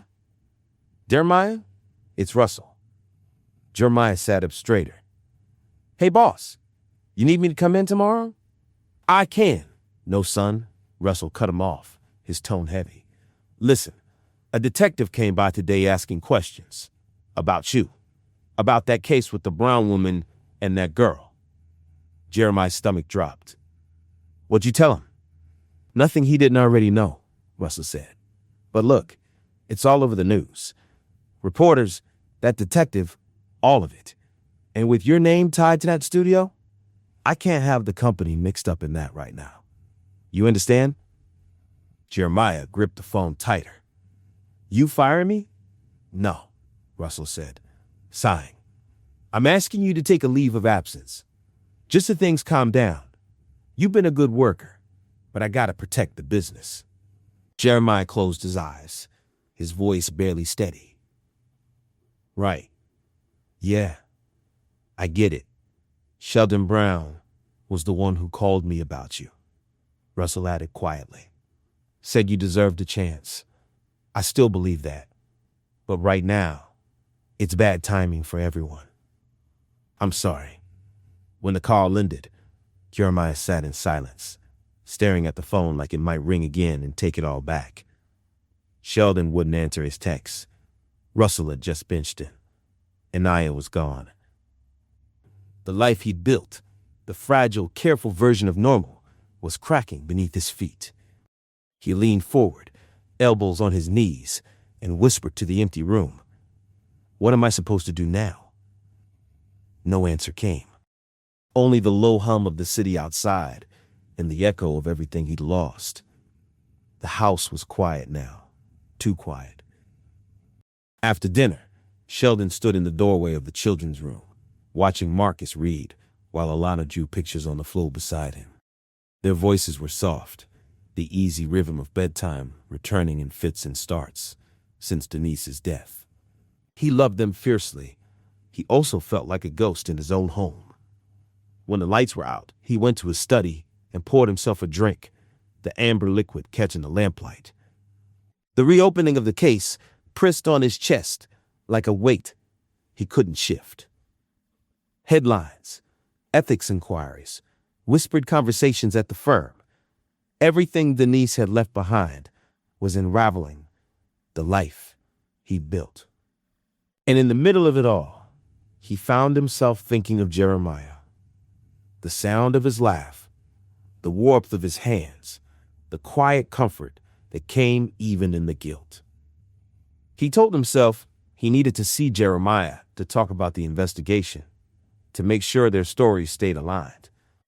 But when you picked up his phone and typed, "Meet me at the hotel," use the side entrance, he knew it was more than that. Jeremiah arrived at the hotel under a slate gray sky, the kind that threatened rain. He moved quickly through the side door, his cap pulled low. When he reached the room, Sheldon was already there, standing by the window, tie loosened, his posture tense. Neither said a word at first. Sheldon crossed the room, brushed a thumb along Jeremiah's jaw, and all the distance between them collapsed. The kiss came rough at first, then soft, a desperate attempt to forget, if only for a little while. Afterwards, they lay tangled in the sheets, the dim lamplight carving shadows across their faces. Jeremiah's chest rose and fell in slow, uneven breaths. I lost my job, he said quietly. Sheldon turned his head. What happened? Russell said, it's too much heat. Reporters coming around, detectives asking questions. He said I should take a leave. Jeremiah gave a bitter laugh, which means fired without saying it. Sheldon frowned, rubbing a hand over his face. And the studio?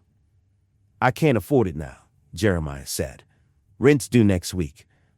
I was thinking I'd move back in with my mama for a while.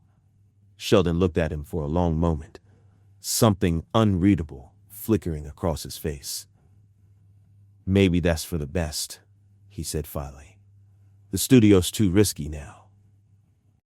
Cops, press, anyone could come sniffing around.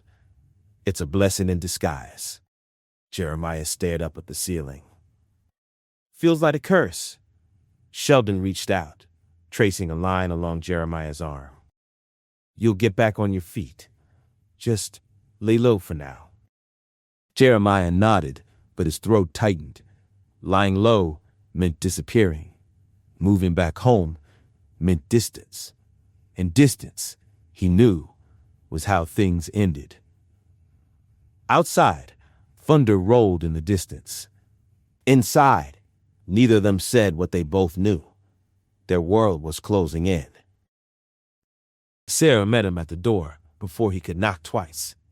"You look worn out," she said, ushering him in. "What happened?" Jeremiah dropped his duffel bag near the couch and sank into it with a sigh. "Lost my job." Her face tightened. "Because of that case? The one with the brown woman and that poor girl?" He nodded. "Boss said it's too much heat." He didn't say the word, but yeah, he fired me. Sarah sat down across from him, folding her hands over her knee. "A detective came by while you were gone," she said carefully. "Asked about a man named Sheldon Brown." Jeremiah's head lifted sharply. "What'd you tell him?" "Nothing," she said, "because I didn't even know you knew a Sheldon Brown." Jeremiah looked away, rubbing his palms together. Sarah studied him for a long moment, her voice quiet but firm. "If this man helped you get clean like that detective hinted, why keep it a secret from me? That don't sit right." He exhaled, his shoulders tense. "It's not like that, Mama. Then tell me how it is." Jeremiah stayed silent. Sarah's tone sharpened. "Did this Sheldon have something to do with Ania? Is that why that woman thought the girl was sleeping with her husband?" Jeremiah's head snapped up. "No, Ania didn't do nothing. She didn't even know Denise Brown." "Then why Denise thinks she did?" Sarah asked, her eyes narrowing. Jeremiah stood, pacing, his breath shallow. "Mama, just let it go. None of it matters now." Sarah rose slowly from her chair. "It matters if you're keeping secrets from me." He stopped pacing, his jaw tight.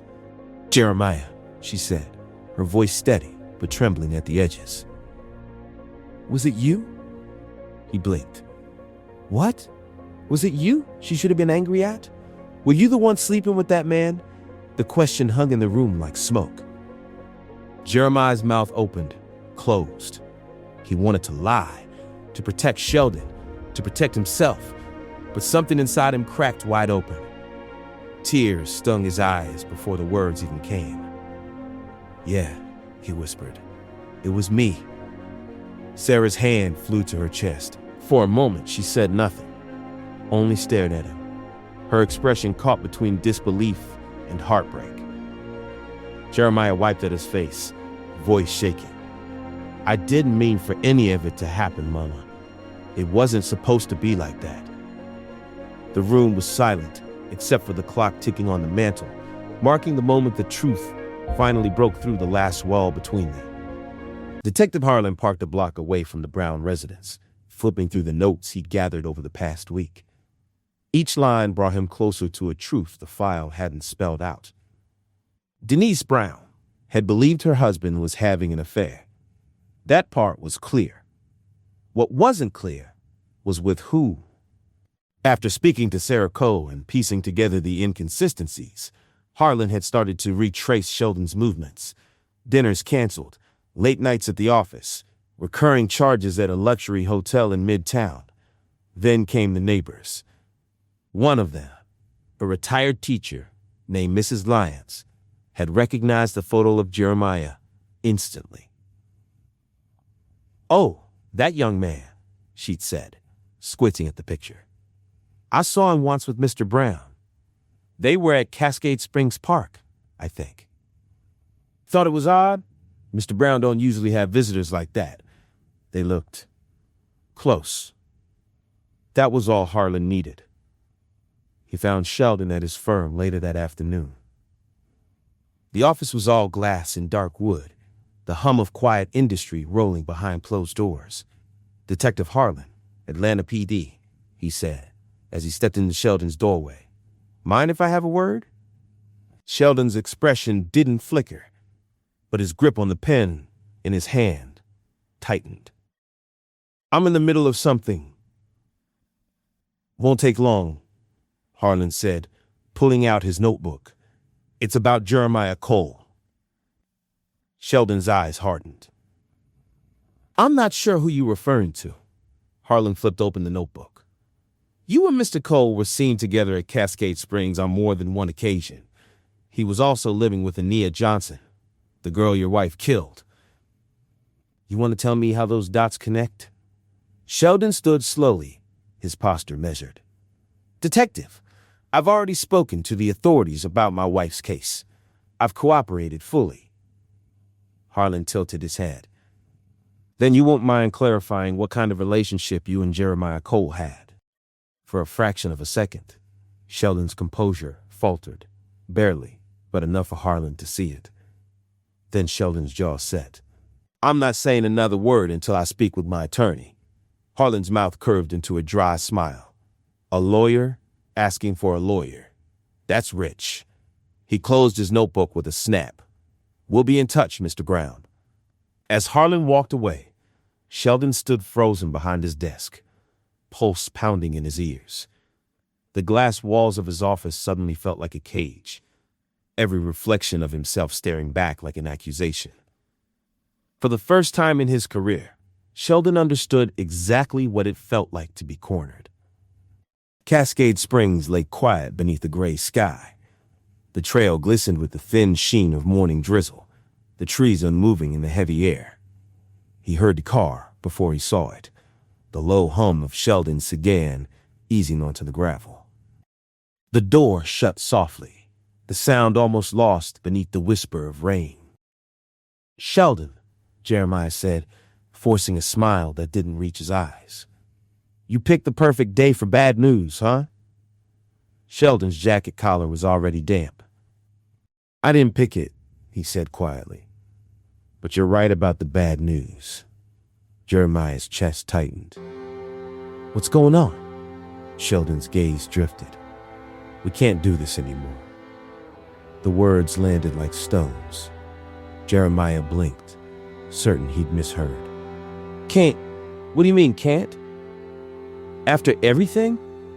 I mean, it's over, Sheldon said, voice steady but low. The investigation, the press, my kids, it's too much. Every direction I turn, someone's watching. It's not safe for you. It's not safe for me. Jeremiah stepped closer. I thought we were past all that. You told me we'd figure it out. I thought we could. Sheldon interrupted. But I was wrong. The price is too high. Jeremiah's breath hitched. So that's it? You just walk away? Sheldon's eyes lingered on him, filled with something that looked like sorrow and resolve all at once. I'll always care about you, he said softly. But this has to end. Thunder rumbled somewhere beyond the trees. The drizzle thickened into rain. Jeremiah stood motionless as Sheldon turned, walked back toward the car, and opened the door. Sheldon, he said, his voice breaking. The lawyer paused, but didn't look back. Jeremiah's shout tore through the downpour. You said you loved me! You said you loved me! The car engine started, taillights glowing red through the curtain of rain. Sheldon! He screamed again, voice raw, drowning beneath the thunder and the pouring rain. Sheldon! The car disappeared down the winding road, leaving Jeremiah alone in the storm, the sound of the rain merging with the roar of thunder until he couldn't tell which was louder, the sky or his heart breaking. The rain hadn't stopped when Jeremiah left Cascade Springs. He drove aimlessly through the city, the wipers struggling against the downpour. His thoughts a blur of regret. He couldn't go home. Not to Sarah. Not after the way she'd looked at him that night. Shock, sorrow, something close to disgust. She said she loved him, but he'd seen the truth behind her eyes. She wanted to save him, not understand him. And God? God had been silent since the moment Denise pulled the trigger. By the time the rain slowed, Jeremiah found himself parked on a dimly lit street near the old district, the kind of place he used to know too well. Neon from a broken sign flickered across the windshield, throwing shards of color into the car. He stared at it for a long time, fighting the pool. He could almost hear Ania's voice. "You're better than this, Jay." But her voice faded just like everything else good in his life. He didn't want to think anymore, didn't want to feel. So he went where he always knew he could find what he was looking for. A place that didn't ask questions, didn't care about sin or shame. The same shadows that once swallowed him welcomed him again. By the time he lit the flame, he wasn't Jeremiah Cole, the man who tried to start over. He was just a ghost, chasing the one thing that never turned its back on him. And when the familiar haze began to blur the edges of the world, for the first time in weeks, the ache in his chest went quiet. The nights bled together. Jeremiah had lost count of how many days he'd been inside the crumbling apartment building on the south side, the same place he'd once sworn he'd never set foot in again. The floors creaked, windows broken, graffiti blooming like scars across the walls. Somewhere down the hall, a man laughed too loud, then coughed until it turned into a groan. Jeremiah sat in the corner of a half-lit room, his thoughts flickering in and out, like the dying bulb overhead. Every time he came back to himself, the guilt hit harder. Ania, Sheldon, Sarah, God. He'd let them all down. When his pockets finally turned up empty, reality crept in like a slow tide. The tremors in his hands weren't just from the cold. He needed money, anything to keep the ache at bay. By the time he reached his mother's house, the sun was dipping low behind the trees. Sarah opened the door cautiously, her eyes widening when she saw him. His clothes were wrinkled, his skin pale, a faint tremor running through his fingers.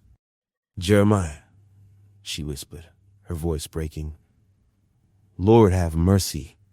Look at you." "Mama, I just need a little money," he said, avoiding her gaze. "Just till I find another job." Sarah shook her head slowly. "No, baby. You back on it again, ain't you?" "I'm not," he lied, the words tumbling out too fast.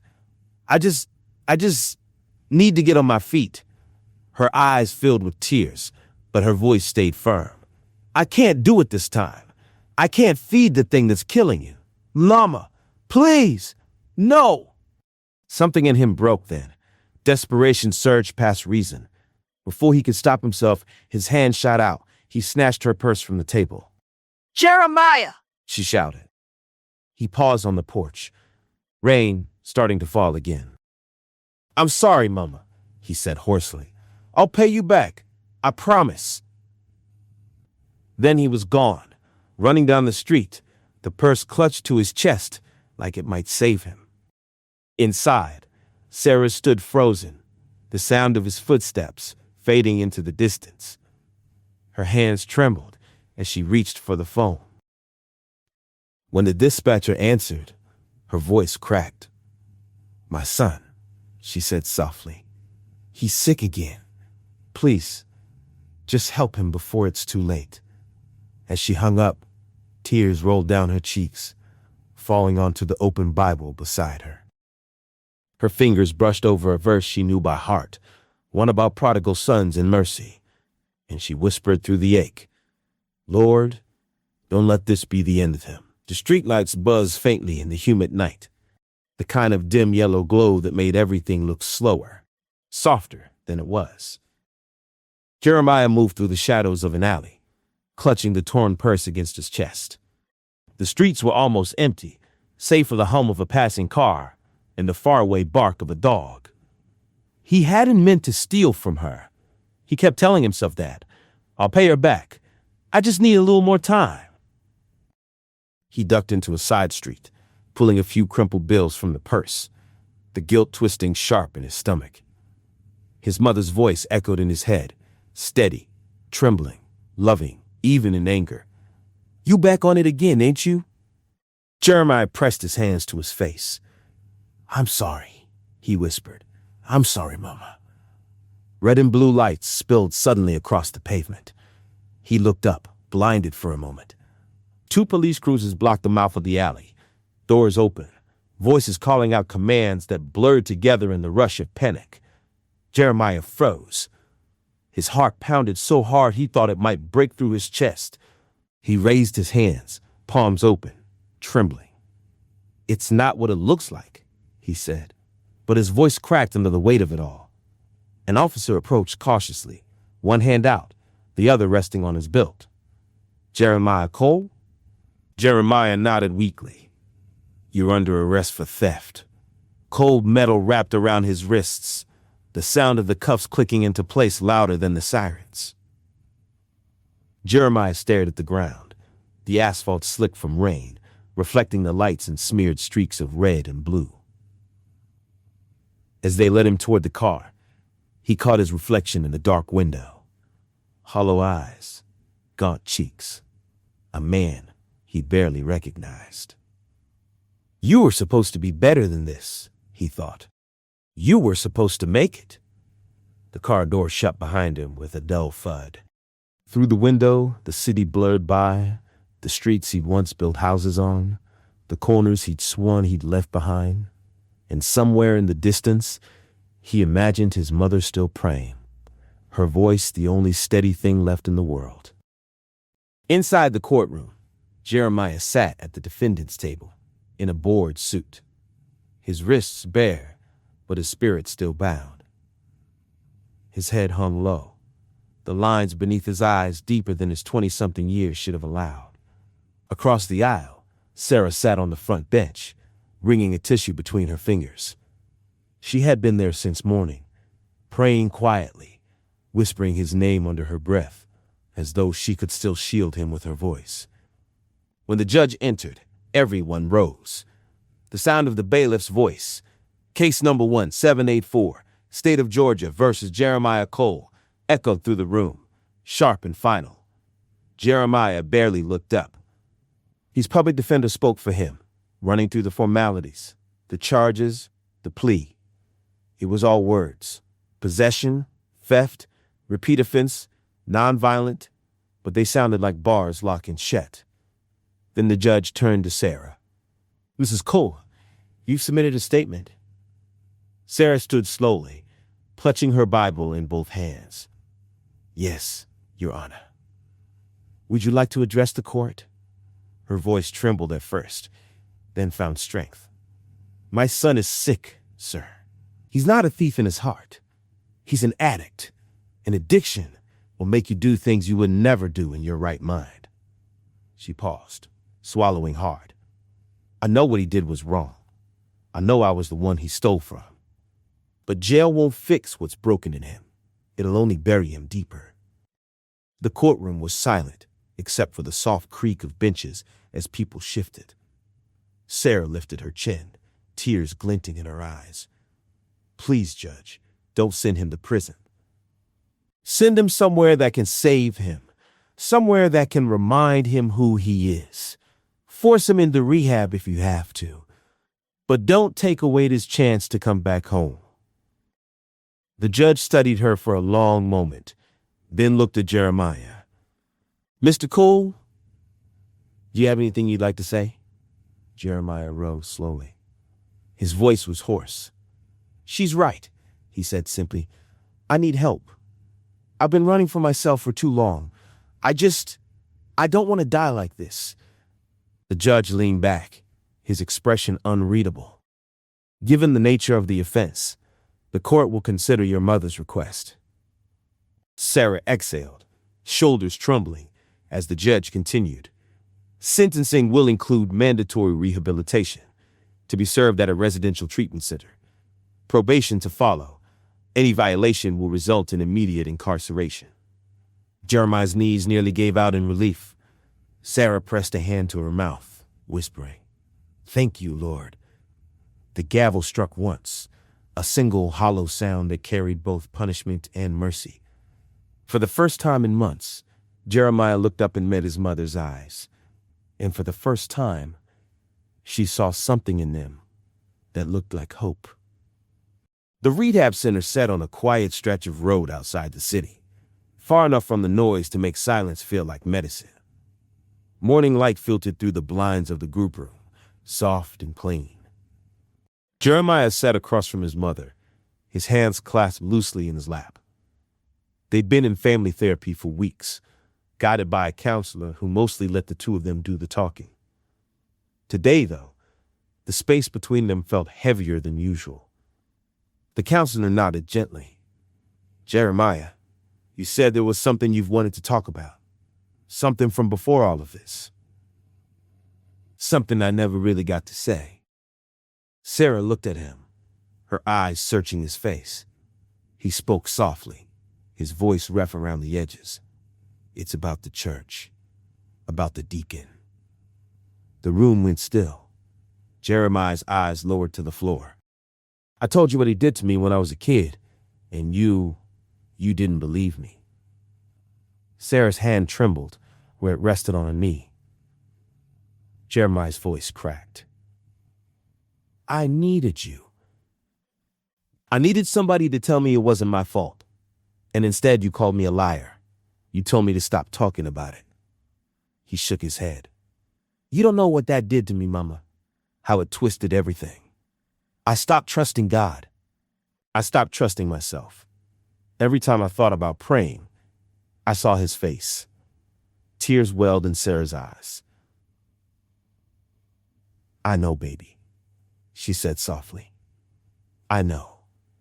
Jeremiah looked up, searching for anger in her eyes, but there was only grief.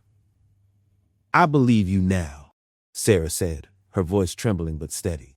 "I should have believed you then. It was hard for me to accept. I've known that man my whole life. He baptized me, prayed over your granddaddy's funeral. I just couldn't imagine him doing something so evil. So I told myself it couldn't be true." She wiped her cheeks, shaking her head. "But I was wrong. I see that now. And I'm sorry. I'm so sorry. I used to pray God would show me he was still a good man. Now I just pray he forgives me for not protecting you when I should have." Jeremiah leaned forward, took her hand, and for a moment they just sat there in silence. Two broken people, trying to piece together what was left of love after too many years of hurt. Outside, the wind stirred the trees. Inside, something softer, quieter, began to move between them too. Spring came slow that year. The trees outside the rehab center bloomed in pale green, the air warm enough to carry the smell of rain and honeysuckle. Jeremiah stood at the window one morning and felt, for the first time in a long while, something close to hope. He'd been clean for nearly 6 months. The cravings still came and went, but they didn't own him anymore. Some nights, he even slept through till morning. Sarah came to visit every Sunday. One afternoon, she brought good news, her eyes bright the way they used to be when he was little. "I talked to Pastor Ellis," she said, taking his hand. "He wants to meet with you. No pressure, just talk. Maybe help you find your way back to the Lord." Jeremiah hesitated, then nodded. "All right.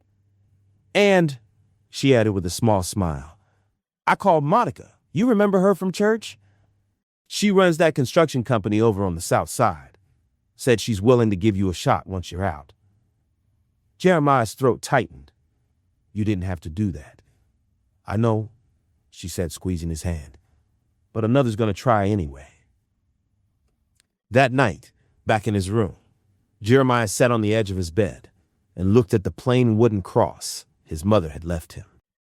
It was the same one she'd given him years ago, back before everything fell apart. He turned it over in his hand, the edges smooth from years of her thumb passing over it in prayer. Then, slowly, he knelt beside the bed. It had been years since he prayed, really prayed, and the words came halting, uncertain, but honest. "God, I don't even know if you still hear me," he said softly. "But if you do, I just want to say thank you. For my mama, for another chance, for letting me still be here when I should have been gone." He paused, eyes closed, I'm done running. From you, from myself, from what I've been through. I can't change the past, but I can live different. I'm gonna keep it clean this time, he whispered. No more lies, no more shame. No more letting anybody take pieces of me that don't belong to them. I promise you that. He lay down, the cross resting against his chest, the faint hum of the night settling around him. Outside, the wind moved gently through the trees. Inside, Jeremiah breathed deep, steady, at peace for the first time in years. Whatever came next, he would face it with open eyes and a clean heart. And somewhere in the quiet, a prayer rose. Simple, steady, and whole.